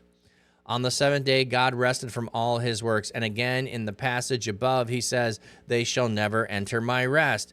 Therefore, since it still remains for some to enter that rest, and that since those who formerly had the good news proclaimed to them did not go in because of their disobedience, God again set a certain day, calling it today. This he did when a long time later he spoke through David, as the passage quotes. Today, if you hear my voice, do not harden your hearts. For if Joshua had given them rest, God would not have spoken later about another day. There remained then a Sabbath rest for the people of God. For anyone who enters God's rest also rests from their work, just as God did from his. Let us therefore make every effort to enter that rest, so that no one will perish by following their example of disobedience. Wow, that is an interesting section. Okay, so we haven't fully entered the rest that God has for us, where we cease from striving, because after we honor the Sabbath day and we rest from the work of our labors that we did in the last 6 days, we have to repeat the cycle again. God never repeated the cycle again. He is still fully resting. We have to continue to go back and do work after we rest. So in that sense, we haven't entered his rest. The only way to enter his rest is to cease to be alive and to wait upon resurrection so that we can enter into the rest. Now, where they're saying in death we enter it or resurrection, I'm not sure. And I don't know if it makes a difference. It might be, it doesn't matter. We've ceased, so we've entered. So that's interesting. Okay. Which word was, we were looking at rested. Okay. I wanted to look up Sabbath.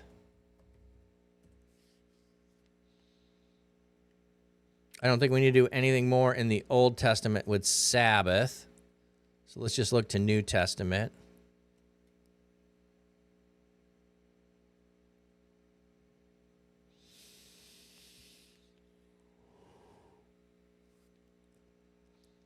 Okay, so here we have Sabbath in context. So let's look at it in context. So we'll get all of this in chapter 12 here.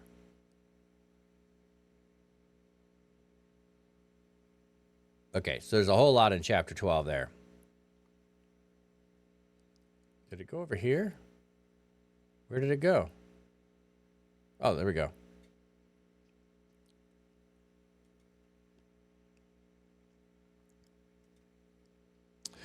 At that time, Jesus went through the grain fields on the Sabbath. His disciples were hungry and began to pick some heads of grain, and eat them. You know what? Let's look at that over here. Maybe they're going to give us some, because we're going to look at almost a whole section here. Let's look at it here, which we did not too long ago.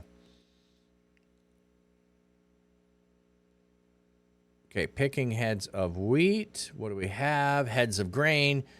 Stalkus can refer to the cluster of seeds at the top of grain, such as barley or wheat. In the New Testament, the term is strictly to wheat.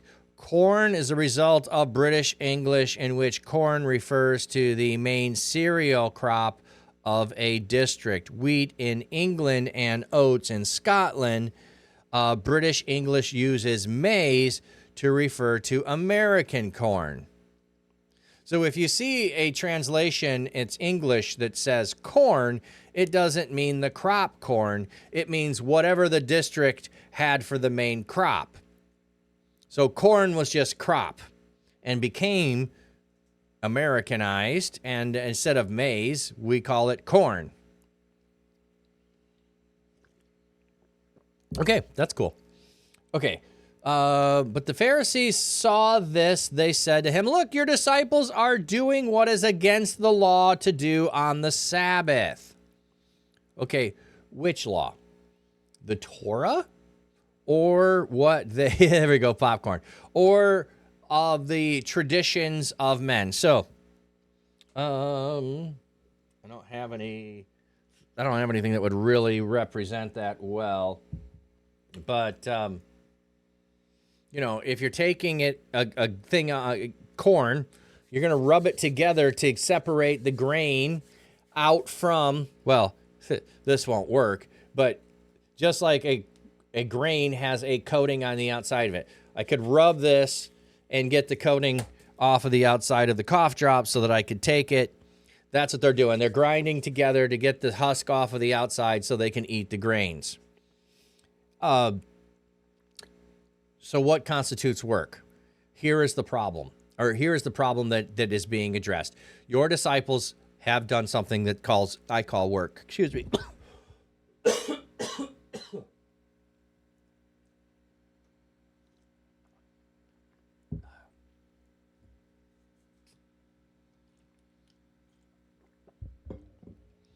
From the perspective of the Pharisees, for them, they identify this as, you know, harvesting grain. You took some grain and you ate it, you harvested it. If we go back to what was said which we looked at in Exodus there, You are not to go out on the Sabbath and collect things. So that is the origin of where honoring the Sabbath and keeping it holy is. So they weren't able to go out. You had to prepare your food on the day before. The fact that they are not preparing the food on the day before, they're doing harvesting, and then they are doing some husking, and then they are eating, they violated the Sabbath. That is the accusation here. But is that the spirit of the law or the letter of the law? Are they actually violating the law? Are they doing this because they plan to do it? Or are they just doing it because they're hungry? Okay, it says they were hungry. So you're walking through a field. Like, let's take a different example than this. I'm going for a walk and I see a peach tree and it's the Sabbath day. Can I pick the peach off the tree and eat it? Can I pick the peach off the tree, pull my knife out, slice it in half, pull the pit out, and then slice it into slices and eat it? Is one work and another not work? Can I pick one up off the ground so I'm not actually picking the peach, but I'm just picking one that's already fallen, so I'm not doing any harvesting by picking? Like, this is the discussions that they would have.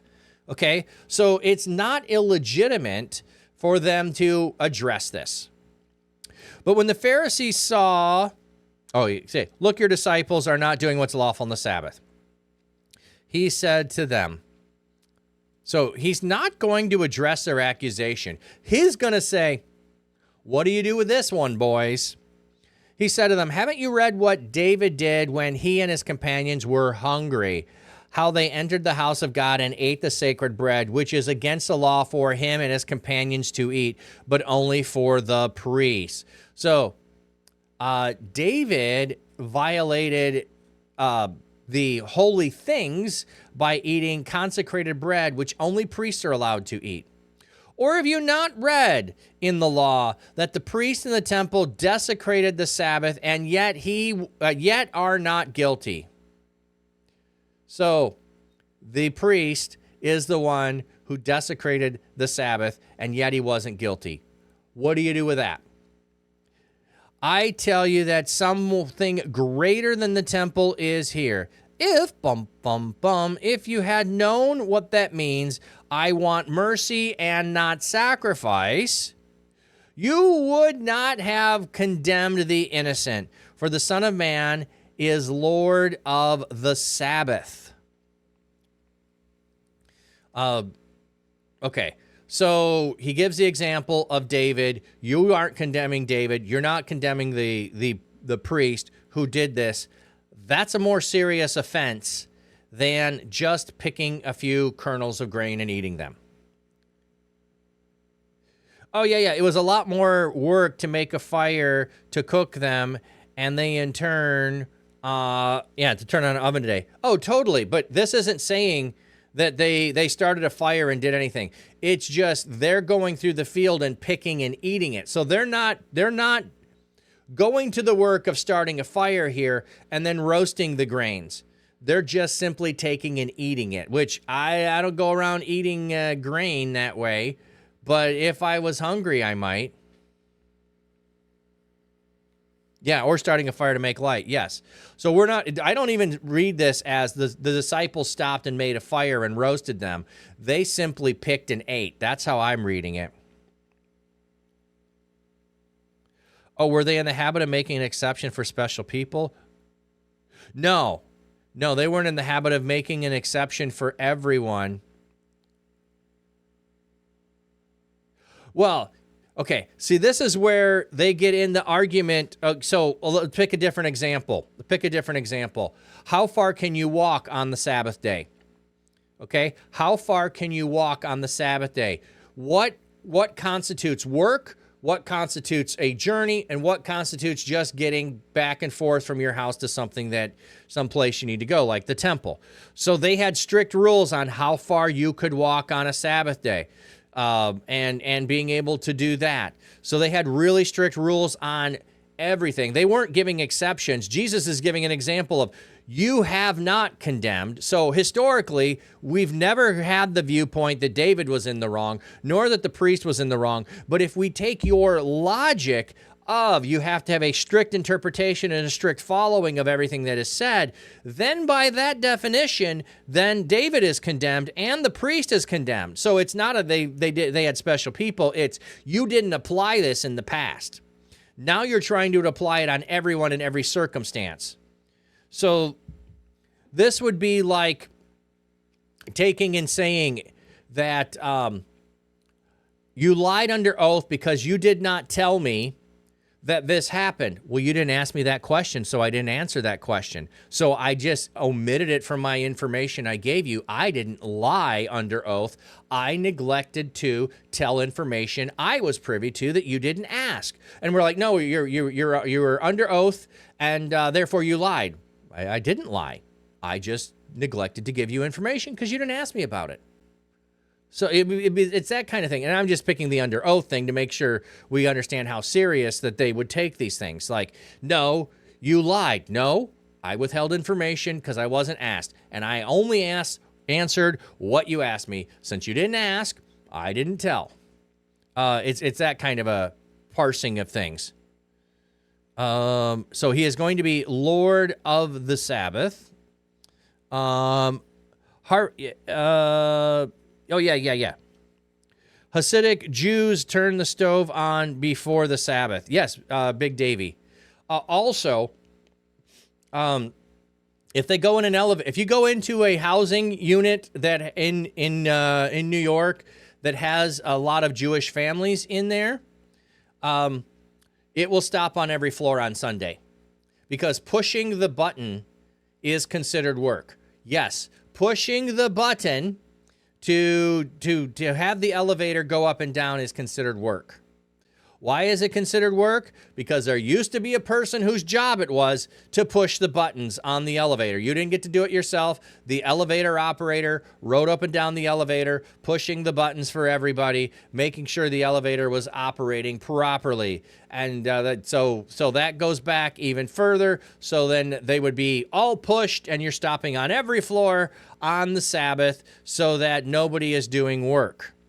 So that's how far and extreme some of the ideas go. Okay. Then Jesus left the place and entered their synagogue.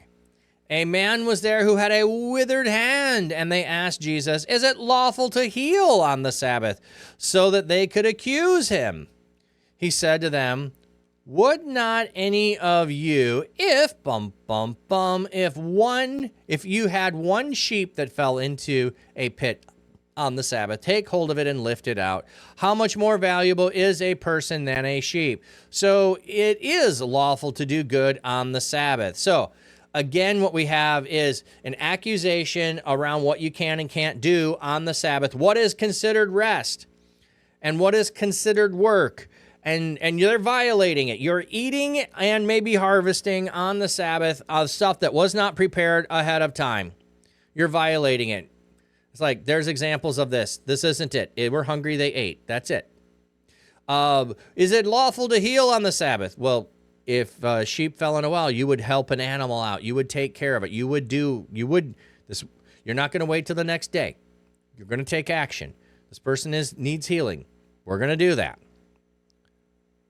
Then he said to the man, "Stretch out your hand." He stretched it out, and it was restored, as healthy as the other. But the Pharisees went out and plotted against him as to how they could assassinate him. Now, when Jesus learned of this, he went away from there. Great crowds followed him, and he healed them all. But he sternly warned them not to make him known. This fulfilled what was spoken of the prophet Isaiah. "Here is my servant whom I have chosen, the one I love, in whom I take great delight. I put my spirit on him, and he will proclaim justice to the nations. He will not quarrel or cry out, nor will anyone hear his voice in the streets." Why? Because he went away from there. "No, he will not break a bruised reed or an extinguished or extinguish a smoldering wick until he brings justice to victory, and in his name the Gentiles will hope. Then they brought to him the demon-possessed man who was blind and mute. It's a double. He has blind possession and mute possession. They would have thought to be different entities. Jesus healed him so that he could speak and see. All the crowds were amazed and said, "Could this be the son of David?" They're saying, "Could this be the son of David?" because David was said to have the power to heal. So the son of David is one like David. It doesn't mean biological. It means he is like him. He is David. He is following in the footsteps of David. But when the Pharisees heard this, they said, "He does not cast out demons by the power of Beelzebub, the ruler of the demons." That's how he does it. Except by that power. Now when Jesus realized what they were thinking, he said to them, "Every kingdom divided against itself is destroyed, and no town or house divided against itself will stand." So if Satan casts out Satan, he is divided against himself. How then will his kingdom stand? And if I cast out demons by Beelzebub, by whom do your sons cast them out? So your followers, those who are in allegiance to you. For this reason, they will be your judges. But if, if I cast out demons by the Spirit of God, then the kingdom of God has already overtaken you.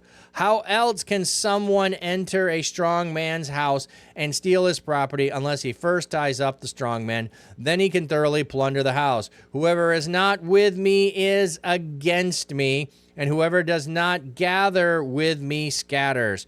For this reason, I tell you, people will be forgiven for every sin of blasphemy, but the blasphemy against the Spirit will not be forgiven. Whoever speaks a word against the Son of Man will be forgiven, but whoever speaks against the Holy Spirit will not be forgiven, either in this age or the age to come.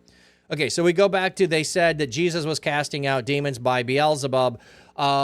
He's doing it by the power of the Spirit. Blaspheming of the Spirit is calling the Spirit evil, calling it Beelzebub, calling the work of the Spirit something than what it is. That to me is what the blasphemy against the Holy Spirit is. And there's no forgiveness for equating the work of God with Satan. That's what I have there. A lot of people ask, what is the unforgiven sin against the Spirit? That's what I see it as. Okay. Did we have another passage in the New Testament?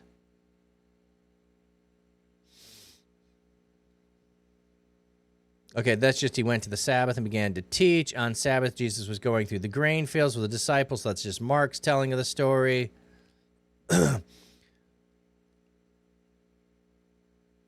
We have the Mark following the same storyline.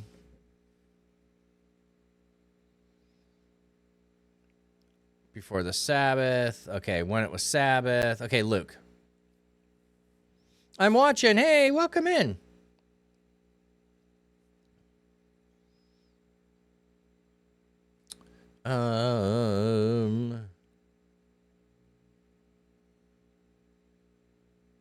There we have the same story. On the Sabbath, he was going through the grain fields, unlawful on the Sabbath. By the way, if you've been here, you know I've said this. The main argument. Oh, what do we have? Bum, bum, bum. No cap. Okay. And I don't need a timer because when we go to ads, that'll be it. There's the argument of which is the greatest commandment. And the greatest commandment does not mean it's not love the Lord your God. It's really what is the second commandment, because love the Lord your God is first. But what's second? Is it obey the Sabbath day, and that's all about obedience to the law? Or is it love your neighbors yourself? That's the argument, and Jesus sides with love your neighbor. So loving your neighbor is what he was explaining when he was talking about helping someone out, doing good deeds. All of those things are loving your neighbor. They are honoring to God. They are honoring the Sabbath. Obedience and doing nothing is not honoring. Okay. Okay, so we did that. That's the same one, the shriveled hand. The woman on the Sabbath teaching in the synagogue. healing on the Sabbath. I don't need to do another Sabbath healing. Okay, yeah, here's another one. Untying your ox or donkey from the stall and lead it to water. To give it water? Like, you even do this. Yeah, so he did another healing that's there. On Sabbath, Jesus went to eat at the house of a prominent Pharisee. He was being carefully watched. Is it lawful to heal on the Sabbath? Okay.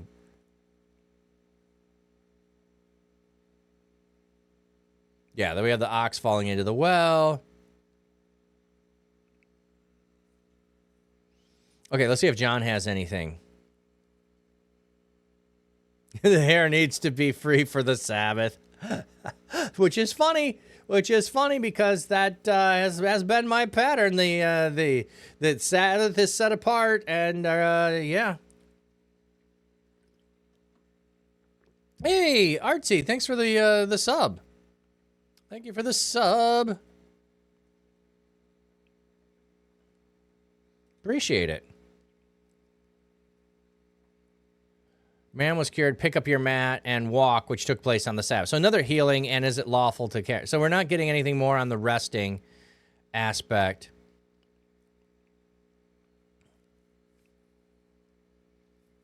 Oh,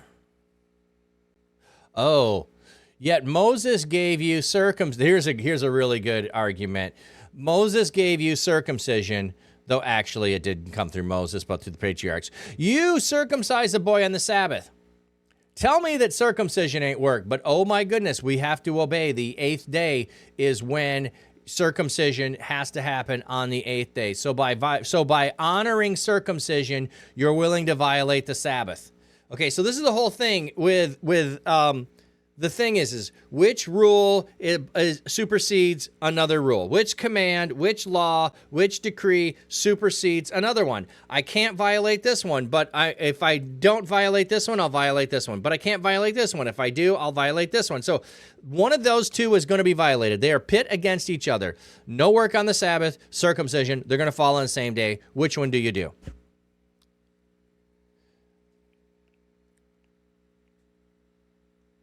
Oh, okay. Team No Pants is co-working today. Right now, I don't have any more questions, but thank you for letting me know.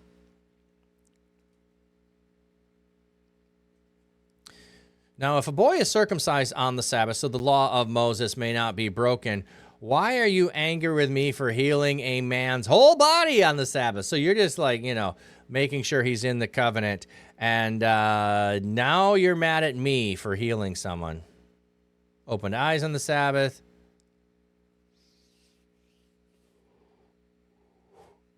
And what do they say? Pharisees say, this man is not of God, for he does not keep the Sabbath. But others ask, how can a sinner perform such signs? Like, sinners don't get to heal people. So clearly not a problem.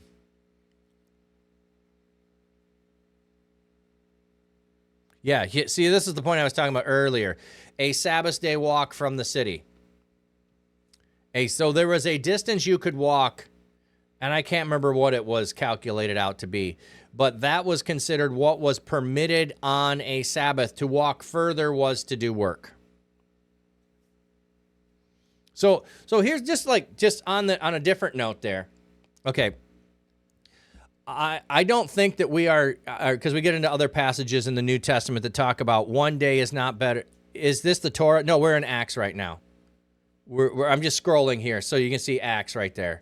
We did some earlier today, looking at the Torah. But if one person considers one day more valuable than another or set aside from another, and there's not one day better than another. The other problem is, and I know it's in here somewhere, priests always worked on the Sabbath. How can the Sabbath be set apart and holy if priests always have to do work on the Sabbath? Oh, no. The rule is not in Scripture. The rule is not, good question. No, the rule is not in Scripture for walking on the Sabbath. It was a rule so that you don't violate the rule that's in Scripture. So this is what they call fencing. So if there's a rule about not wearing a hat in the sanctuary in the temple, okay?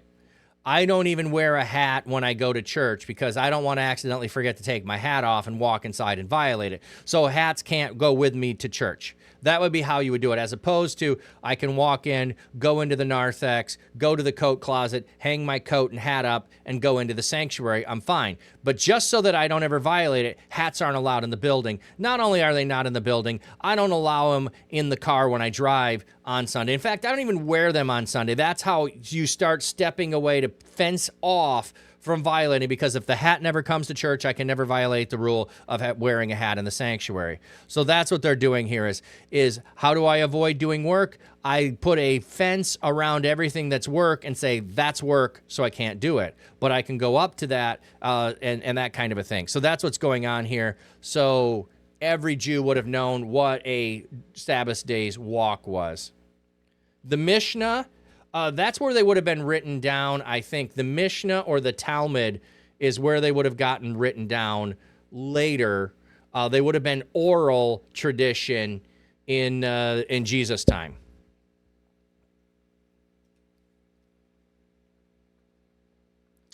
Okay, I don't. Let's see if there's anything after the book of Acts.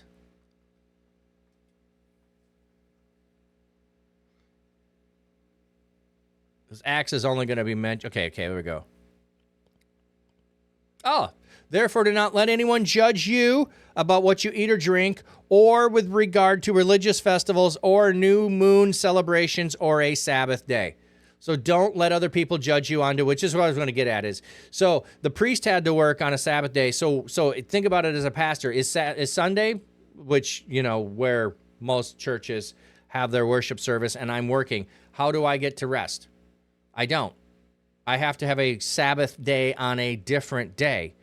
Here's how I judge things for myself on Sabbath. Is it rest? Does it give me joy? Do I value it, or do I count it as work? So do I enjoy mowing the lawn? No. Will I mow the lawn on Sunday? No. Won't do it. Do you enjoy mowing the lawn? Go ahead and do it. I don't care. Will I work on my fish pond on Sunday? Yep, I enjoy it. I enjoy that. So that's how I do it. Does it bring me joy and enjoyment? Then it doesn't violate the Sabbath. If I say I hate doing that, I don't want to do it, it's drudgery, then it's Sabbath violation. Okay, we need to take a break and get ready for workout. Flat cap pastor rocks his tweed, streaming life by the reeds. Fish pond calming, glassy clear, view it all right from here. Dapper man with sax in hand plays tunes by his quiet land. Acoustic guitar in the breeze serenades the fish with ease. Watch the fish, they swim along to the rhythm of his song. Flat cap pastor shows the way, stream it live come what may. With his cam he shows it all, little fish both big and small. Life in pond so serene, nature's beauty on a screen. See the ripples, watch the flow, hear the music, gentle glow. Flat cap's charm and calming tone makes the fish feel right at home. Watch the fish, they swim along to the rhythm of his song. Flat cap pastor shows the way, stream it live come what may.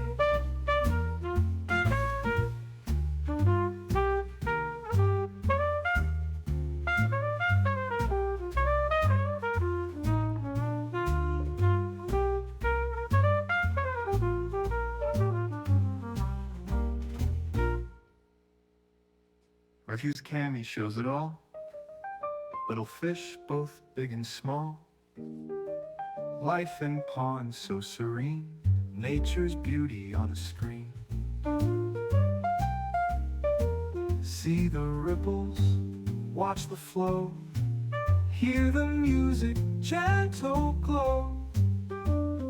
Flat cap's charm and calm in tone makes the fish feel right at home. Watch the fish, they swim along to the rhythm of his song. Flat cap pasture shows the way. It's raining on the pond. Oh, wait, make sure I got the right microphone.